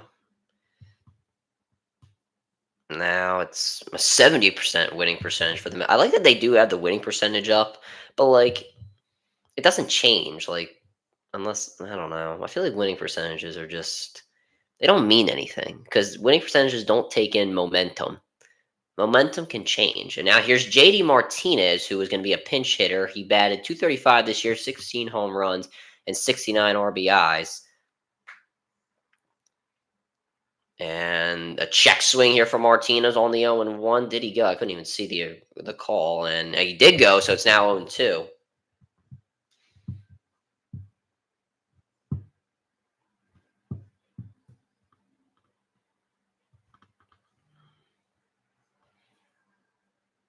Oh, and 2, and this one inside to Martinez.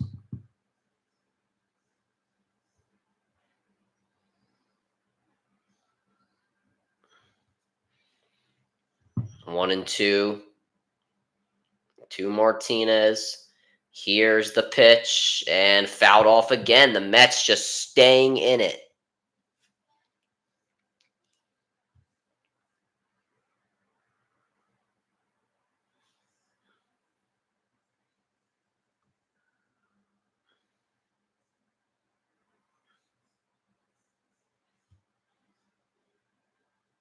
And now this one in the dirt again. 2-2. The Mets kind of taking a page out of the Brewers book, just fighting their way back in the count.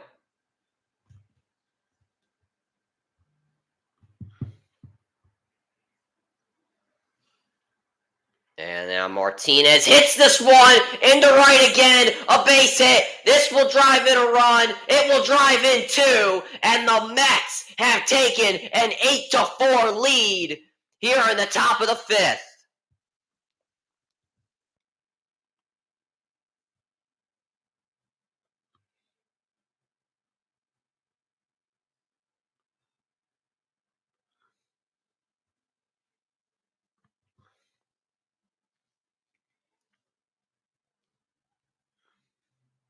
The Mets dugout's loving it. Here is Marte, and he takes this one outside 1-0.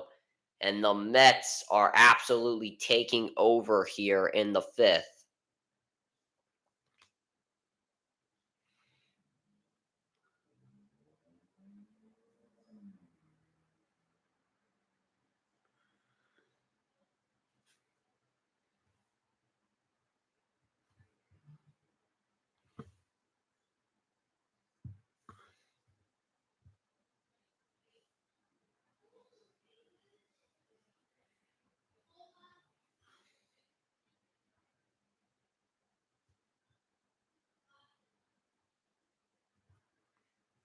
Three and 0 now to Marte. Jiminy.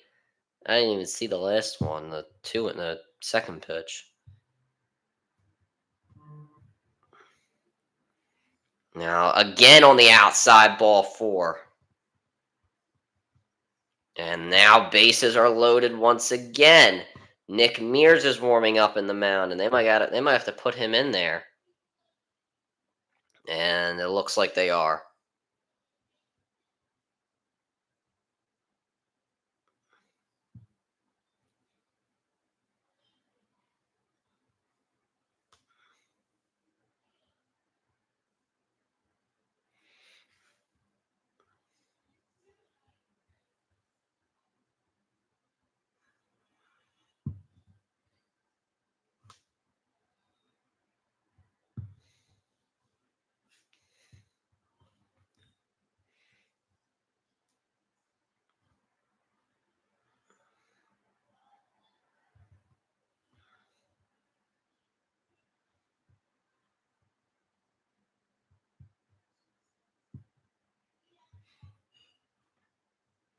And I mean, you gotta get out of this inning. I mean, you continue so much as this is bases loaded, bases loaded.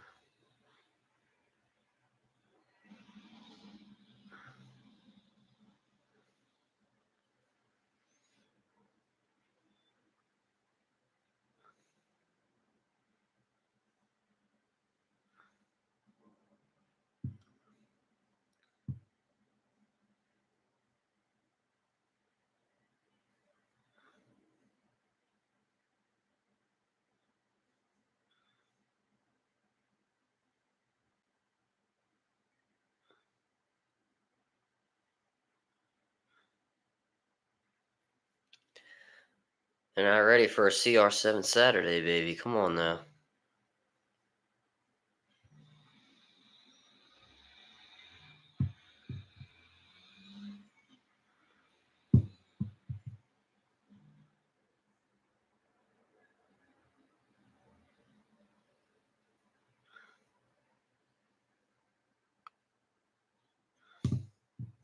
And now Nick Sears in the game, and this one is hit into center. One pitch, one out, but 4 runs have scored here for the Mets in the top of the fifth inning. It is 8-4. It is 5-6-8 coming up for the Milwaukee Brewers. They got to get back into this game quickly if they want to try to take game one.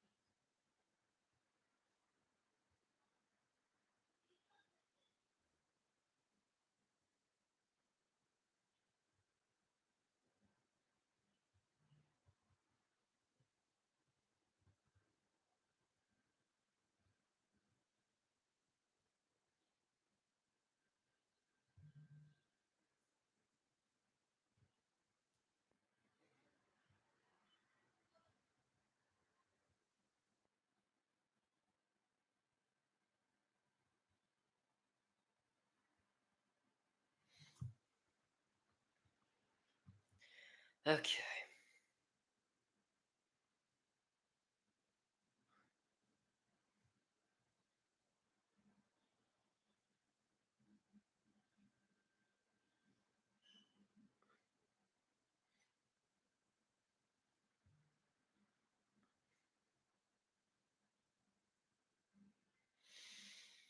I think I'm done with all the social media stuff because I didn't think that we were going to get all this.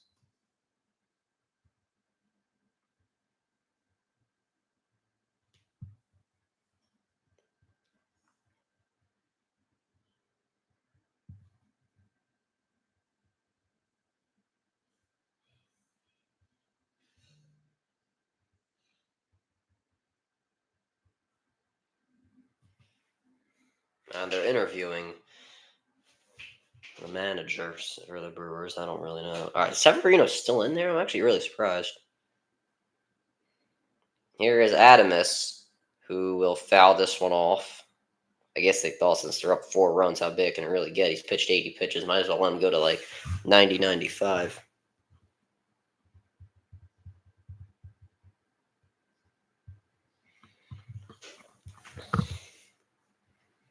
And this one is popped up by Adamus to second. And Iglesias will field it cleanly or catch it cleanly for the out.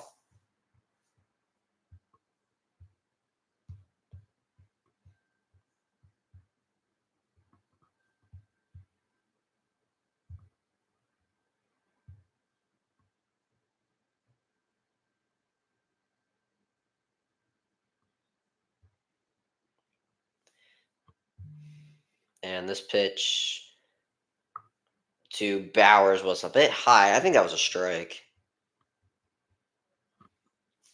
But they call it a ball to Bowers. And this one on the outside, 2-0.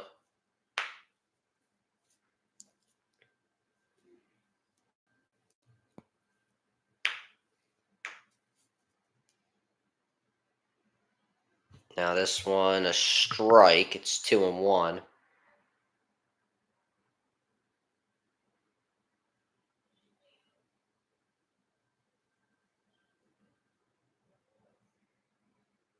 And now this one high, 3-1. So the Brewers might be able to get someone on.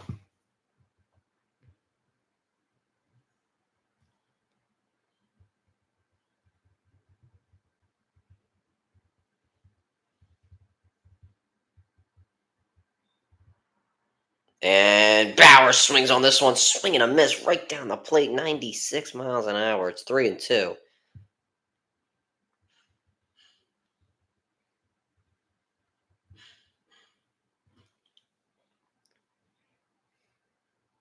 And another swing and a miss, strike 3 called. Got him on the high outside top corner fastball. Third strikeout for Severino. His first strikeout of the inning.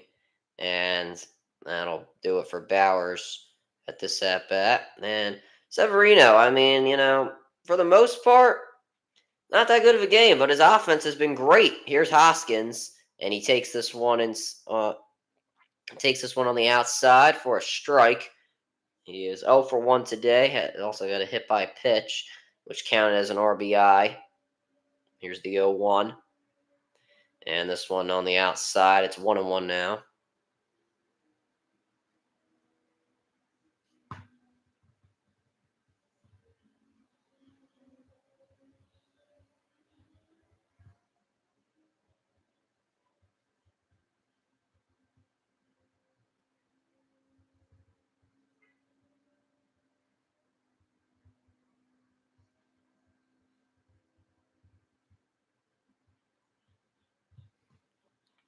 And now Hoskins, he hits this one in the shallow left, and Iglesias makes the catch to end the inning.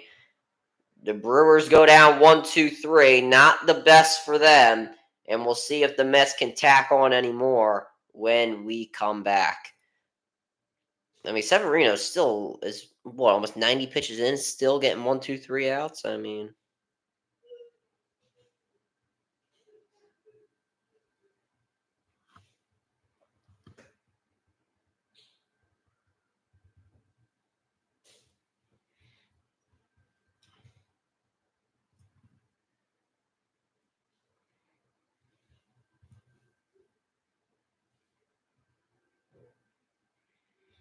I feel like people are just kind of like hyping up Jose Aldo's fight way too much against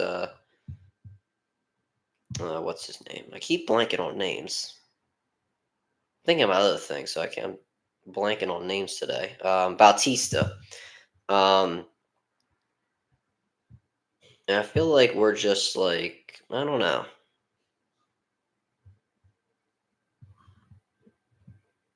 We're um we're like still like hyping him up like way too much. Like a lot of people, like I think he's favored on the money line, which I find to be a bit ridiculous.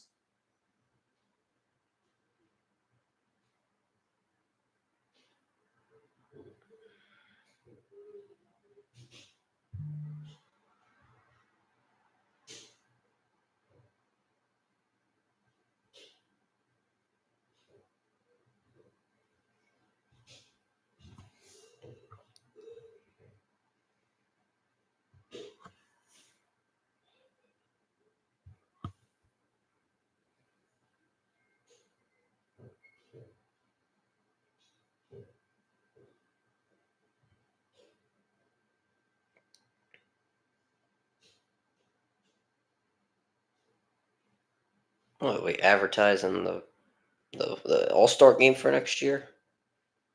Oh, we're advertising it. I don't even know what we're advertising. The Mets postseason odds were so bad. In June, there was a 7.9 chance they'd make the playoffs. 7.9% chance they'd make it. That is sad.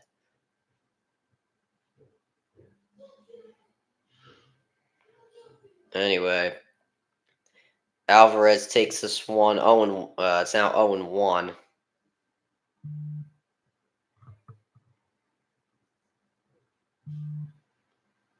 Yeah, the Mets, they really soared up, and now it's 1-1 to Alvarez. Takes this one a bit low. Mears is still in the game as he only pitched one pitch in the fifth inning. So now we're officially 2/3 of the way done in this game, and the Mets have a chokehold of a lead so far over the Brewers, and they're just trying to get this one in the books as they have a game tomorrow, and you want to save your guys' energy. It's 1-2 now as Alvarez took this one down the middle, and now here is the 1-2 from Mears and struck him out, got him on the four seam fastball. And that will get rid of Alvarez. And Francisco Lindor yesterday hit that home run in the ninth inning, helped the Mets get into the postseason. They obviously split the Braves and the Mets, so both teams make it. And now here is Lindor. He is 1 for 3 today. And he takes this one 0 or I'm sorry, he fouls this one off. It's 0-1. For the Mets, I mean, really all it is defense now. You have a 90% win probability. So, you get extra runs, that's nice, but you really should be able to take advantage of a 4-run lead. And now, I'm sorry, for Lindor's actually 0 for 2. He had a walk earlier. Has contributed to be a run, one of the 8 runs the Mets do have.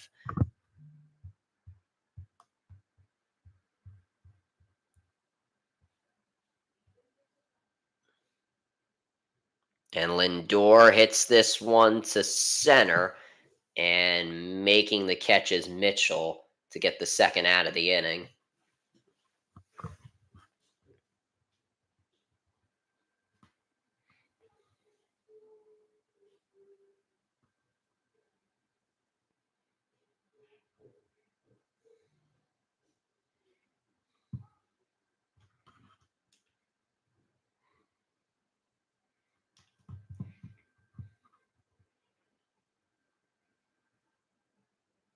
And now here is Iglesias who takes this one on the outside, 1-0. Iglesias, he's 1 for 3 today, has a single and an RBI, has also been a run, so he's contributed a lot today for this team in the 2-hole spot. The 1-0, and he takes this one in. It's 1-1 now.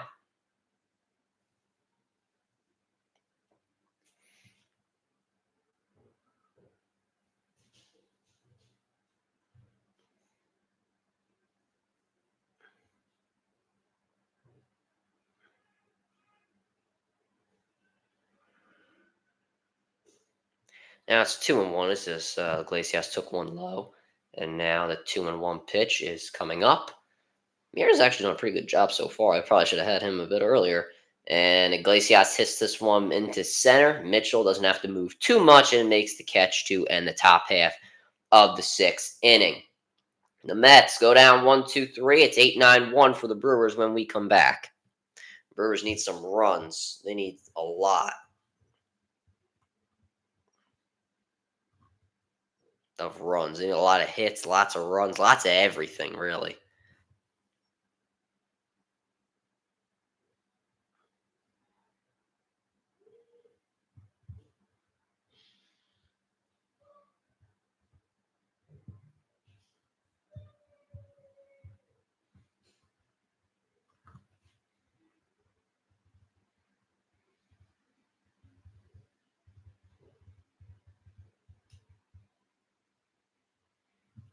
I got like a little pop in my ankle, damn it. I hate that, and that's one thing that I hate feeling when I have like a pop and I can't pop it and like a bone, and then when I sneeze and I can't sneeze. That I think everybody hates that when you have to sneeze but you can't sneeze. Like that is one of the worst. It's not like terrible, but it just annoys me. I don't know why. Damn it! I can't even pop this.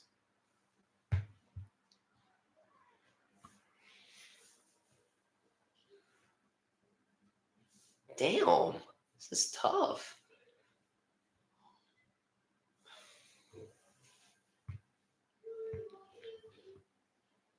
It's annoying though. There we go.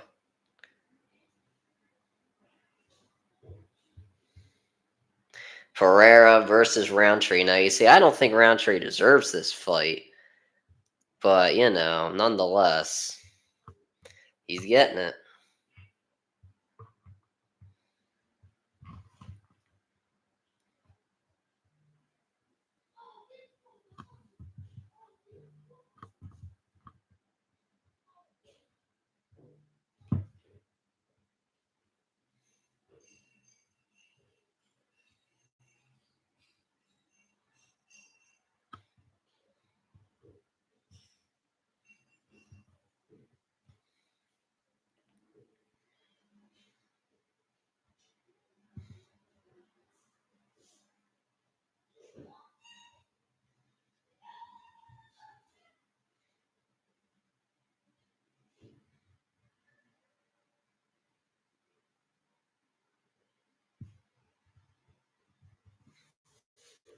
All right, so now an 0-1 to Frelick. Is it Frelick or Freelick? I think it's Frelick because there's no long E there, I think.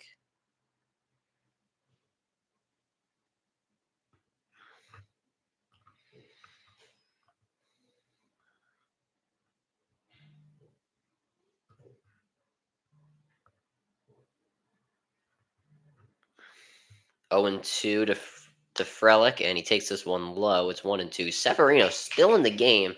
I failed to mention. He's pitched 94 pitches so far.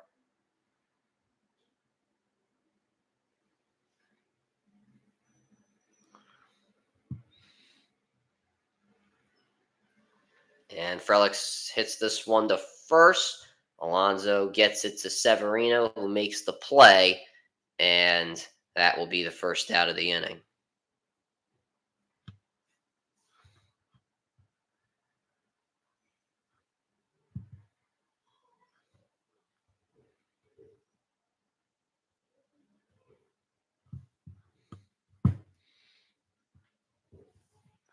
Severino has had a pretty good game. I can't even hate on him.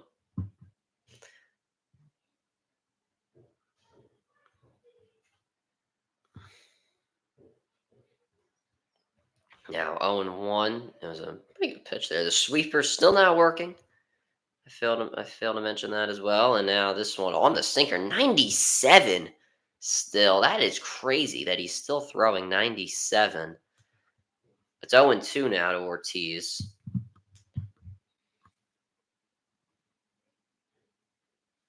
And this one fouled off.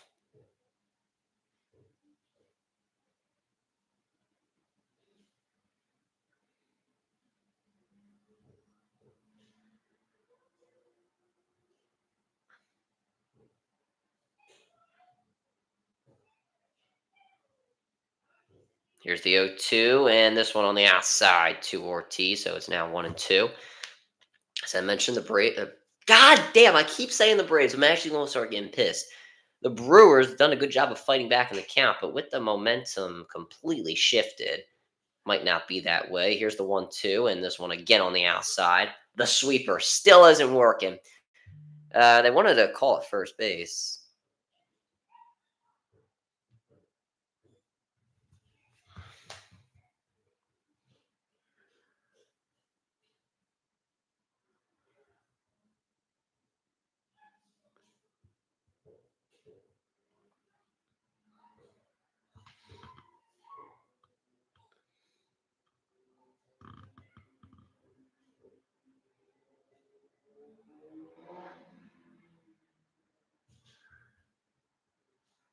And it was a fly out to center.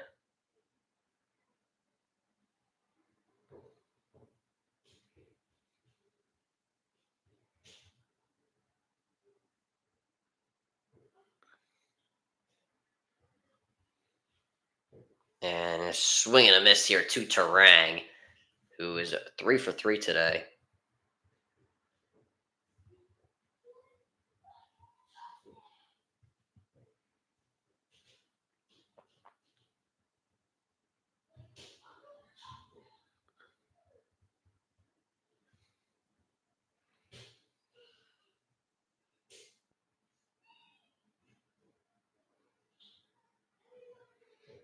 And 1 for 1 is, or 1-1 count, and Terang hits this one to left, and making the catch out there is Nimmo to end the inning. The Brewers still not able to get anything done offensively.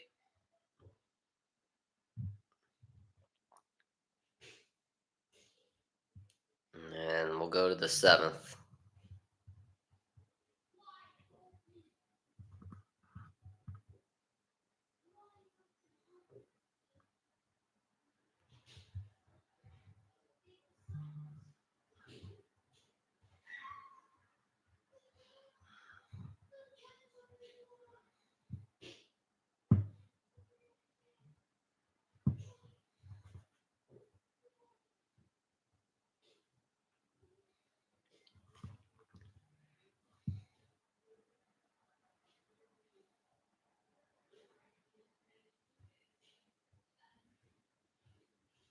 All right, shit, I'll be right back.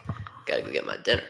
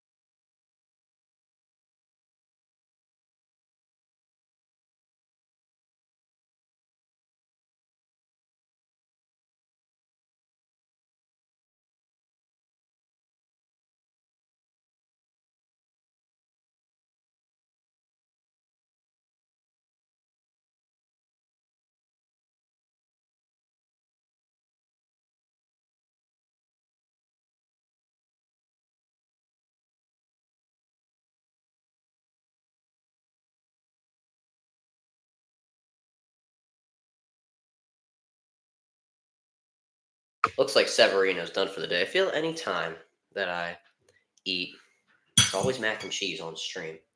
But hey, who don't love mac and cheese? Oh, it's hot.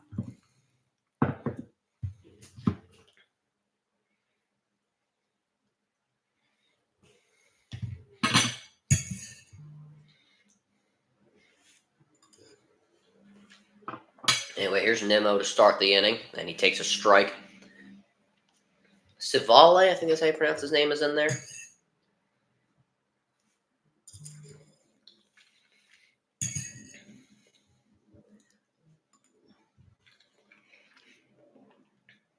And this play is made by Mitchell. Has to leap to get that one in the outfield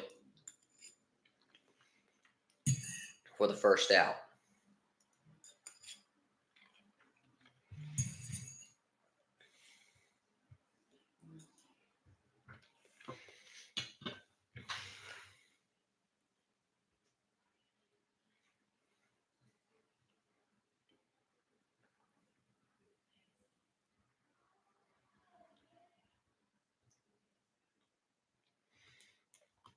And this one drops in there for a strike on the curveball to Vientos, who's having a real good day. 2 singles, 2 RBIs, 2 runs scored for him.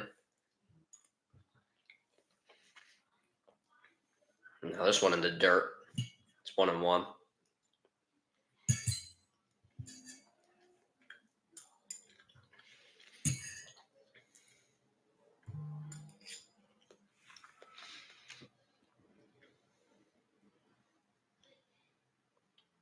Now this one, it's 1-2 now, as if foul off by Vientos.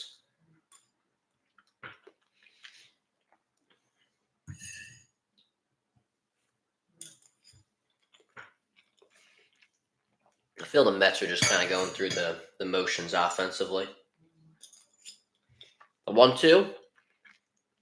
This one hit into right, and making the catch on the run is Frelick for the second out of the inning.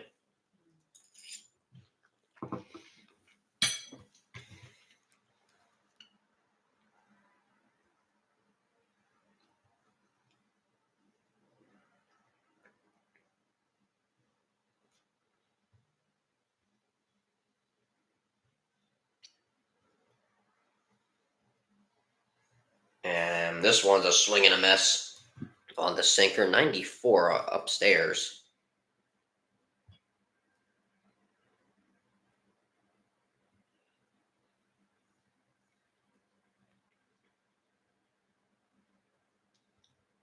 This one low now. It's 1-0.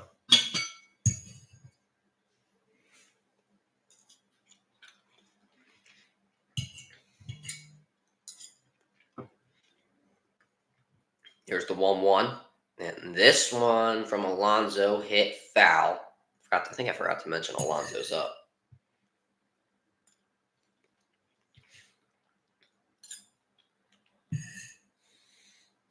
Alonso 0 for 1 today.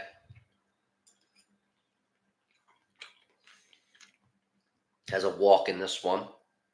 He's facing a 1-2 count right now.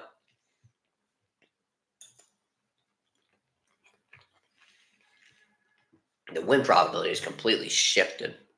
Earlier it was like 55% Brewers. Now it's 92% Mets. I mean, the game momentum is just completely shifted.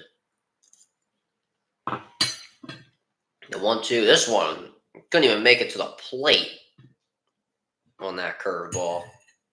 It's 2-2 now.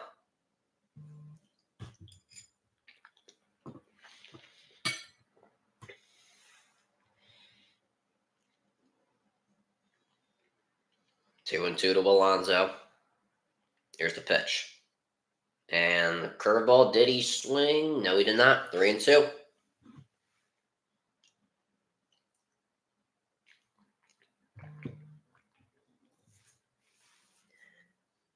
Time here from Alonso. He's taking I thought you could only take one time out per at bat, or am I tripping?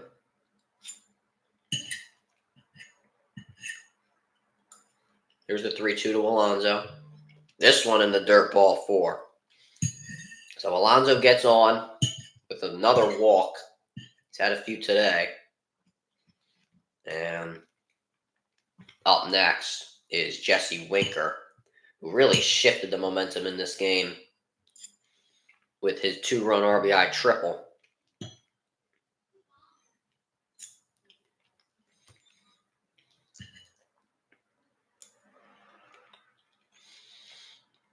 Swing and a miss here to J.D. Martinez, who pinch hit earlier. He's 1 for 1 today. Had a single. He scored in 2 runs on that one.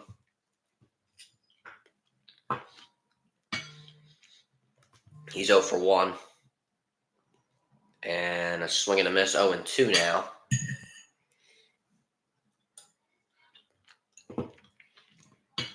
The Brewers fans seem very concerned in the crowd as their team has not played that well ever since the 4th inning. And now this one on the outside, a sweeper, another sweeper that doesn't do that well.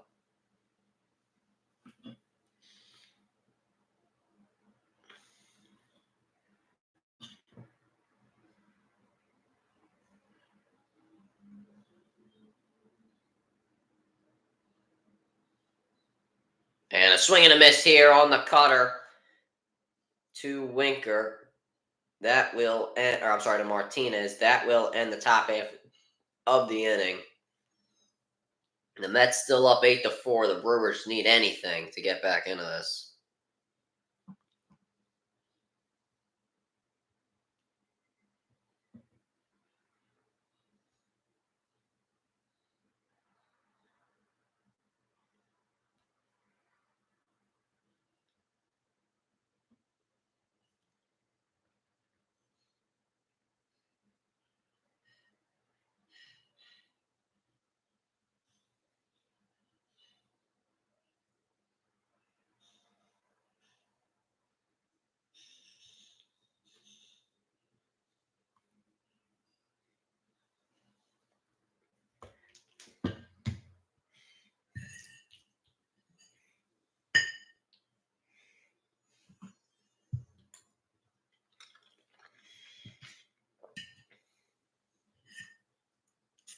I mean, the game seems pretty much done.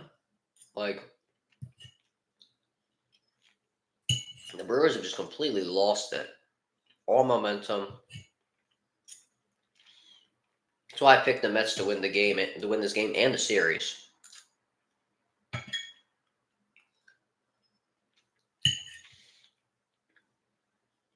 mean, they're a really good team.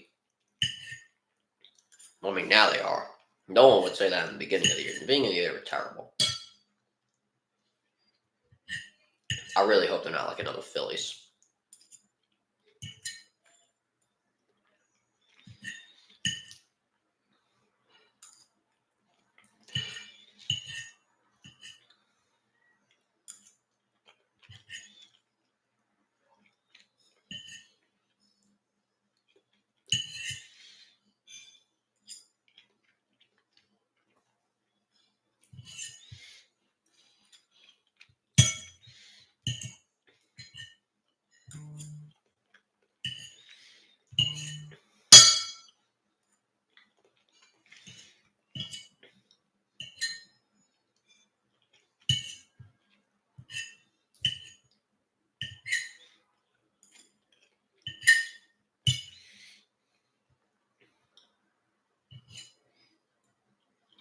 There's a full plate done. I was hungry as hell.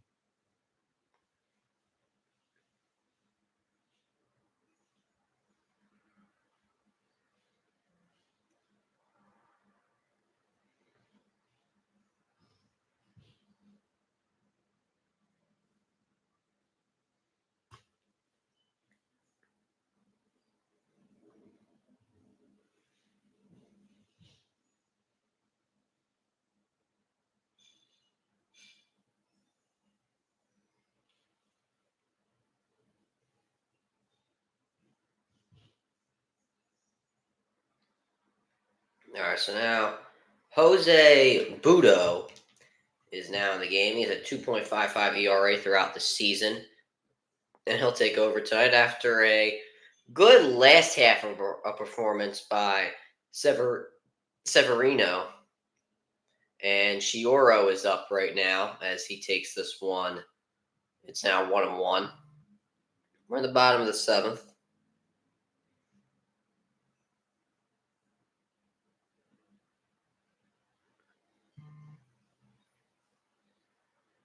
And now this one low again. It's 2-1.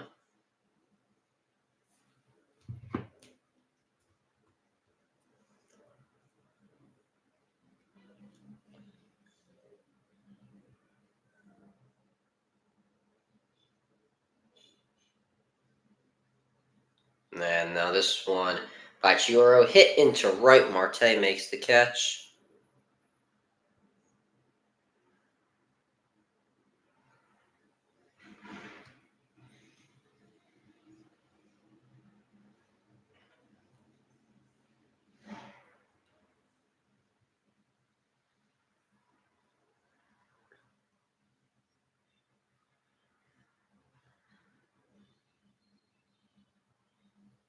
And up next is Wilson Contreras. He swings and misses on that four-seam fastball. It's 0-1.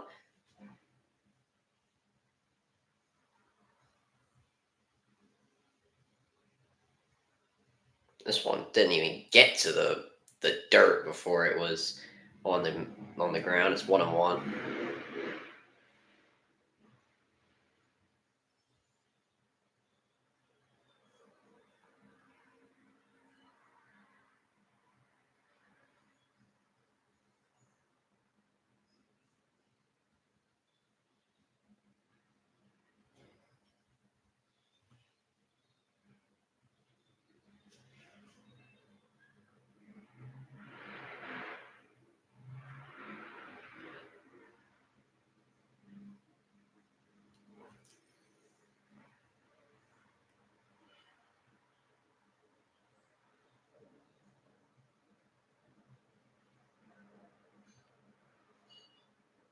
And now it's 2-2 to Contreras.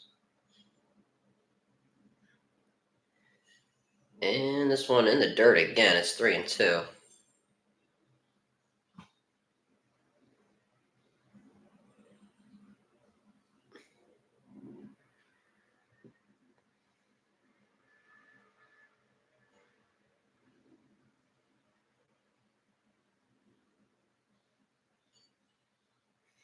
And now a swing and a miss there from Contreras. Strike 3. And he is probably done for the day after that.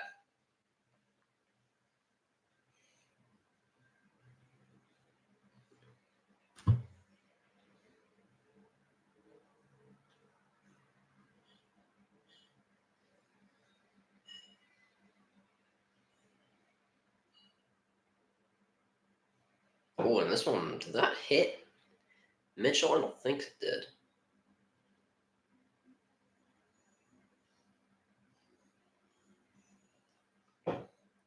Mitchell, he's 0 for 2 today with a strikeout, also walked. And he hits this one to short. Lindor fields it cleanly and makes the play to first to end the inning. Once again, the Brewers go 1-2-3. It's 7-8-9 for the Mets when we come back.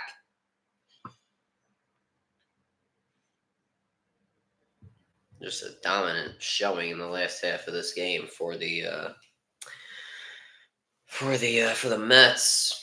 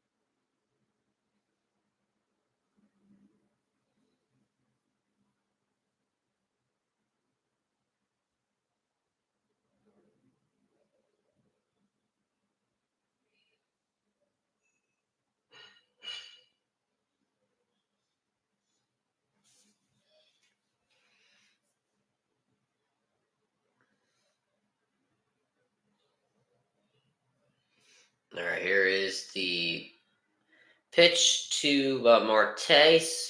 Savali still on the mound.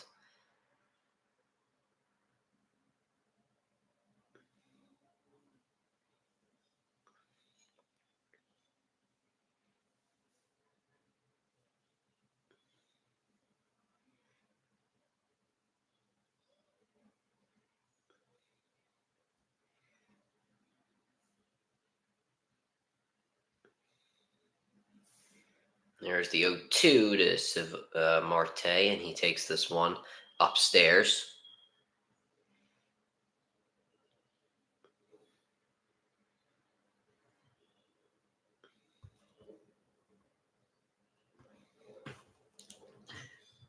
All right, the 1-2 to Marte bounces this one softly to Savali, who's able to make the play at first, and that is the first out of the inning.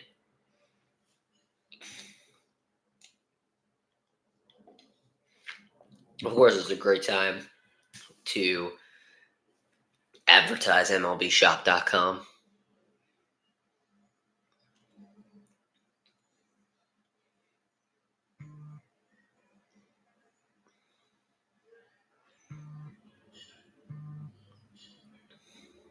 And 0-1 now here to, what do you call it, to Taylor. He's had a double today, and he's been also a run.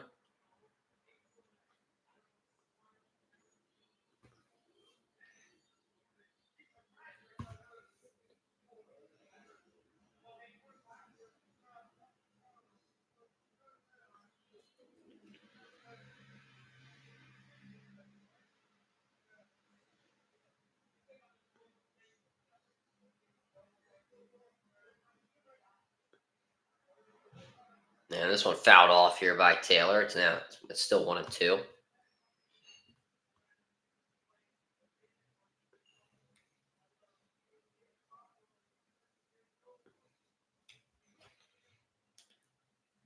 Savali's been in there. He's been doing some work. I mean, he's won 23 pitches so far for a reliever, and on a high curveball gets him looking.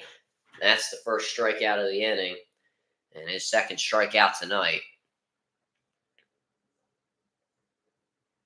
And they have the little, like, I don't know what they're called, if they're dummies or like the people with like the hats or whatever running around.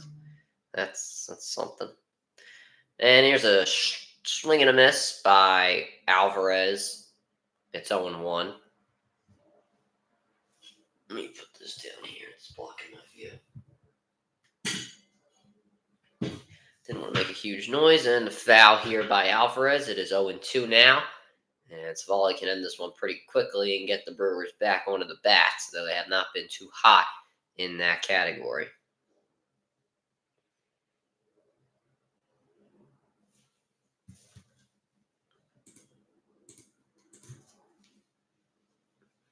Oh, and 2. And now Alvarez hits this one to short. Adames makes the catch, and that will end the top half of the inning. The Brewers, they're getting it done defensively, but offensively, they are laying an egg here in the last couple of innings. We'll see if that changes in the bottom of the 8th.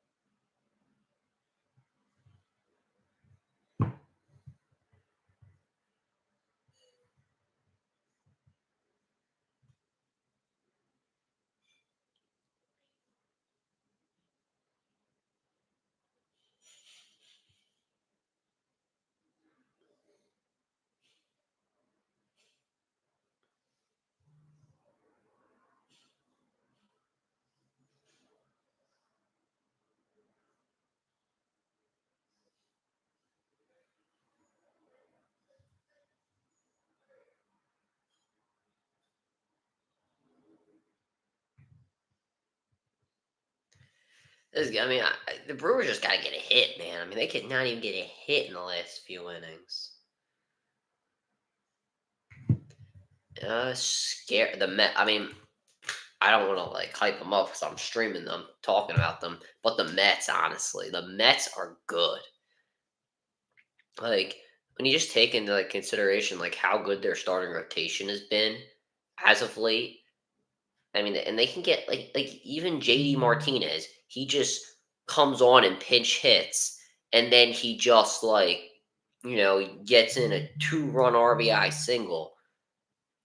Like this is like in a seven, like maybe in a 3-game series you can beat them, but in a 7-game series they're tough. I think the Padres are good as well.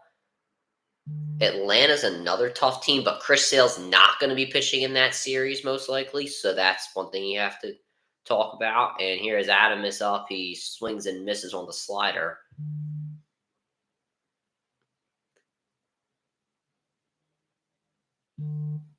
It could fall off, but just I feel like momentum wise, like in the last month or two, they've been just so good. And I think that's the pitch clock. Yeah, pitch clock went off, and I think Alvarez was trying to tell Budo to step off the mound as he realized it, but pitch clock went off. But yeah, I feel like their rotation has just been that good as of late that like it won't.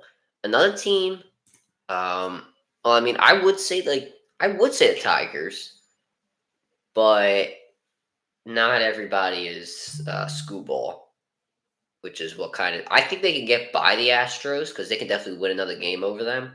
But in a 7-game series, it's going to be tough because like not every game you have Screwball, but they got good guys. I can't knock them. They do have good guys, but like to be like dominant and be like to be a legit contender, I feel you're gonna need more than just Screwball to get it done. And now this pitch upstairs, I haven't been talking about this for the last few pitches. It's 3-2 now. I still think the Mets are a very scary team, saying they can win this series. The Brewers, I feel like the Brewers are good. The competition in their division was meh. So I don't want to say that's the entire reason why they got the 3 seed, but you kind of get my point. This one hit to second, and the catch is made for the out. But yeah, I like the Mets. Well, I don't like them obviously because I'm a Phillies fan, but they're a good team. They are definitely a good team.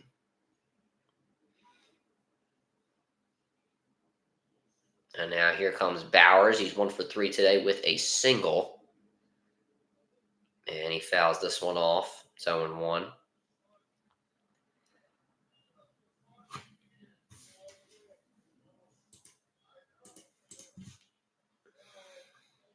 Also, especially with Yelich out, I feel like the Brewers that kind of helps or hurts them. And now this one in the dirt, 1-1. Once again, I feel like the Brewers, they really shouldn't. I don't want to say they shouldn't be in this position, but also they their competition was not that great. 1-1, and a check swing here. Did he go? Yes, he did. It's 1-2 now.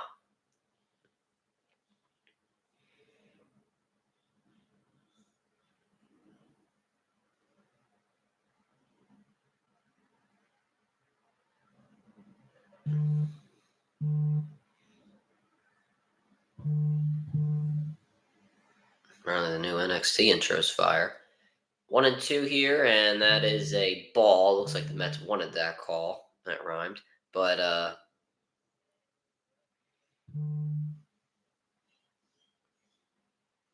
nothing the Mets can do about it now. It's 2-2. And strike 3. Got him looking on the outside bottom corner. Great changeup placement. Bowers yelling back at the umpire. He does not like it at all. Second strikeout today for Budo.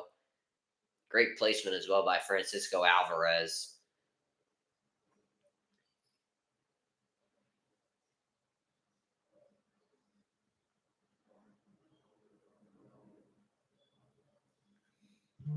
Here's Reese Hoskins. And Hoskins fouls this one off.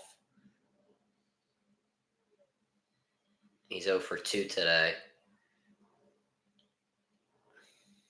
Bauer seems a little flustered in the dugout, but I don't know what she can do about it now. Hoskins was hit by a pitch, which, as I mentioned before, was recorded as an RBI. 0-1 now. And Hoskins fouls this one off. It's now 0-2. It was a bit low. Could have been called a ball if he didn't swing. So the Phillies trade for or sign in the offseason. It's a good question. I would say you try to get a decent player to play left field. I feel like Austin Hayes is not the answer. And I think you need a better center fielder. Hoskins swings and misses on the fastball, is a bit high. But he goes down. The Mets are going up 1-2-3 to potentially end this game. We go to the top of the ninth. But I feel like you should probably Hayes is not bad. You probably could do another year with him. Because you need him to adjust to the team. I feel like you have to go get a better center fielder. Other than that, there's not really much else you can do with the team, because obviously the infield, the catcher, the pitching. Well, obviously your fifth starter, that's a problem because Tyjon Walker is probably the worst starting pitcher in the MLB. And I honestly don't think there's a worse starting pitcher than Tyjon Walker right now. He's getting paid $18 million. It's either you just reduce that contract, you got to get that off the books. I feel like the bullpen's not terrible. They have their moments, but they're not terrible. They're good at when they want to be. But I feel like you got to go get a better center fielder. I don't really know what Luis Robert's contract is. I feel like center field, left field. Yeah, I think left and center is a problem. I don't think it's that urgent because the Phillies are a 2 seed with the way they're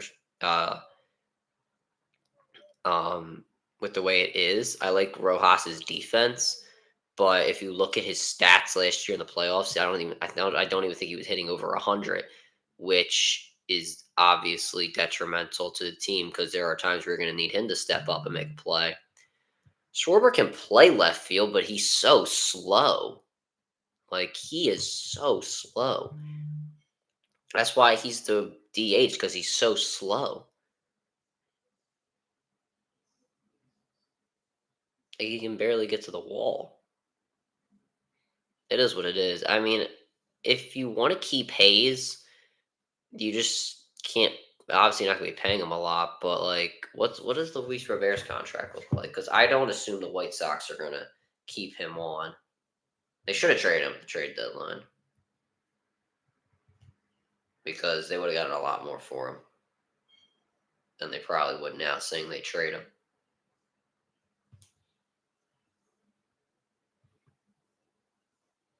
No, he signed a 6-year contract. The hell am I talking about? 6-year, $50 million. I don't know when that was signed, but it's still probably not for a while now to end. And Lindor on the first pitch pops this one up, and the catch is made by Ortiz for the out. And that will be the first out of the 9th inning. Schwarber can play left, as I said, but he's just so slow. I don't think he can. I don't think we should want him to do it. Once again, I would say you keep Hayes. Starting pitching, you got to go get better. You got to go get a better fifth starter.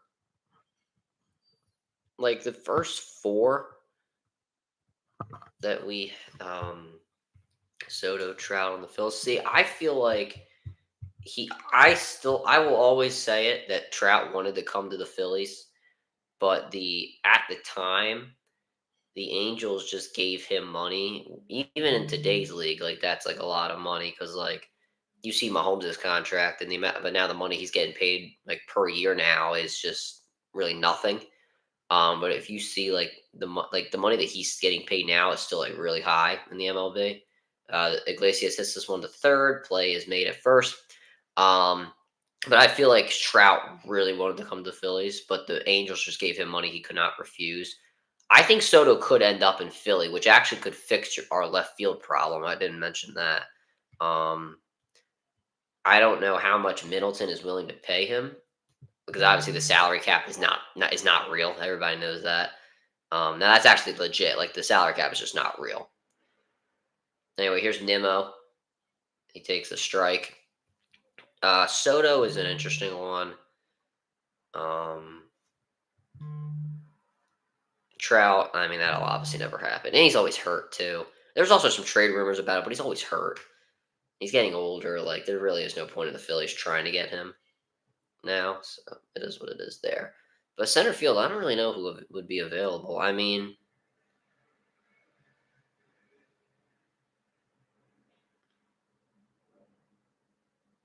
wow, that's how much Cohen would be willing to offer him. That would be very surprising. Actually, I wouldn't be too surprised because he was also going to give Carlos Correa like over 200 million, and they didn't even really need him. But then he failed his physical, and then he went to the Twins. Actually, he was supposed to go to the Giants, then the Mets. And Nimmo hits this one to second. Play is made at first, and that will end the top half of the inning. The Brewers get one chance. It's 8, 9, 10. Frelick, Ortiz, Terang to try and come back and to start the comeback. I wouldn't be surprised if Cohen offered him that. I feel like the Yankees, they're not like, they obviously have so much money, but I feel like they're just not really. Yeah, the Steinbrenners, they pull out money out their ass. I mean, they are so rich. The other Steinbrenner, he would have just bring me the players, whatever they want, whatever. That's what the Dodgers are doing. And the Dodgers are just buying the championship. But anyway, back to the starting pitching. You just need a fifth starter. Suarez played great in the start of the year. I just feel like he pitched way too many pitches. You have Noel under contract. You have Wheeler under contract. Sanchez is under contract. So you're not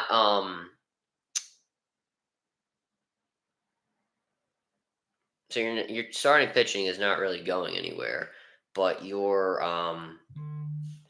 need a fifth starter, which is what I stress. I mean, Turnbull was playing great in the beginning of the year, and then he got hurt, which is what we know. Like we know him to get hurt. It's just a shame it happened. I don't know. Let's look up. Let's look. Like, who are the available center fielders in the off season? 2025. Or I guess I could say 2024. Free agents. MLB center field.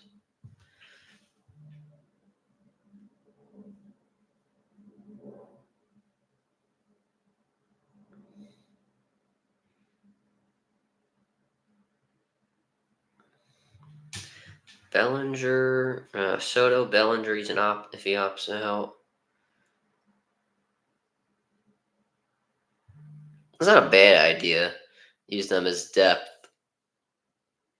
But the thing is that with Turnbull, that's why I say depth. Actually, as you see your point, because he can get hurt.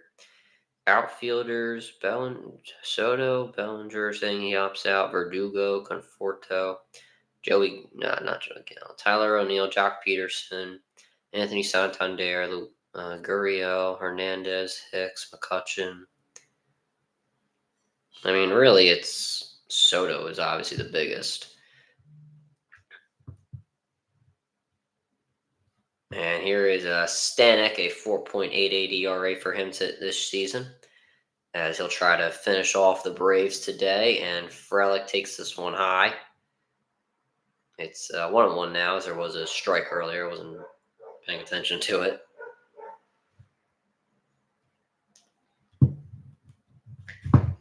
I do. I don't think it would be a bad idea, but like Walker is so bad, he has to go. Walker has to go. There's no way that the city, as hard as Philadelphia is, there's no way the city would accept Walker to come back. I'm sorry. There's just no chance. Frelick, he hits this one into left center and making the catch for the out. So Walker has to go. I actually was just looking up starting pitchers. You know what? It's fine. I would say you're right about Walker. I don't want Walker back under any. Same thing with Dylan Brooks. He will not come back under any circumstances. He is that bad. Now maybe if he fixes it some way, I don't know, but he's got to go. He just has to go. He's so terrible. I don't think the city would accept him back in under any literally under any capacity. Ortiz, he's 0 for 3 today with a strikeout as well. Like he just wouldn't be able to do it.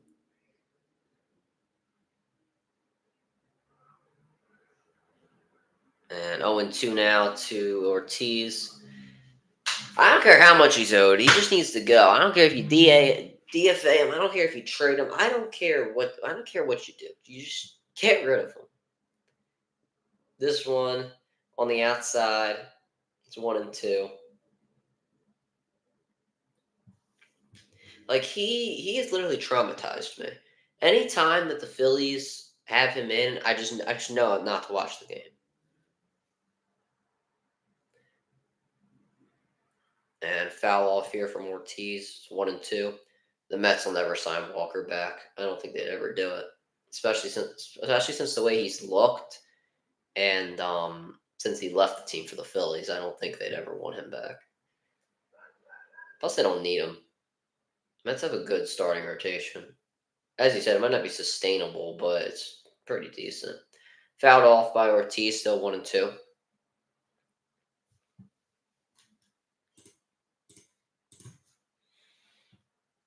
So, yeah, they stunk last year. Yeah. I know last year they just tried with the money thing, and it just was ridiculous. This one's a pop-up, and running in on it and making the catch is Alonso for the out. Last chance here for the Brewers. Terang is up. He'll try and save the game with single, home run, or whatever. World Series, Wild Card Series 2022, 2020, 2020, 2022, 2023. Teams that won Game 1 went on to win the series 88% of the time, 14 out of the 16 series. Teams that won Game 1 went on to win the series. Here's Terang, and that one is in there for a strike. 97 on the four-seam fastball.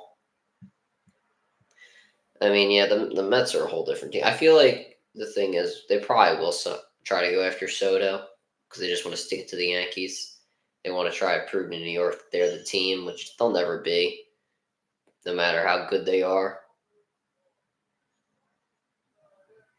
I feel like Soto does possibly want to come to the Phillies because of Harper, Turner, and Kevin Long. Terang fouls this one off. The Brewers down to their final strike. I feel like Soto would want to come here, but I don't know. So Hawks said the Phillies changes pitching motion. Mets got a pitching machine that fixes and tweaks pitchers for optimal performance. I don't care what the Mets have. I don't care what the Phillies did. He's got to go. I don't care. He can make any excuse that he wants. There's no way that I would accept him back.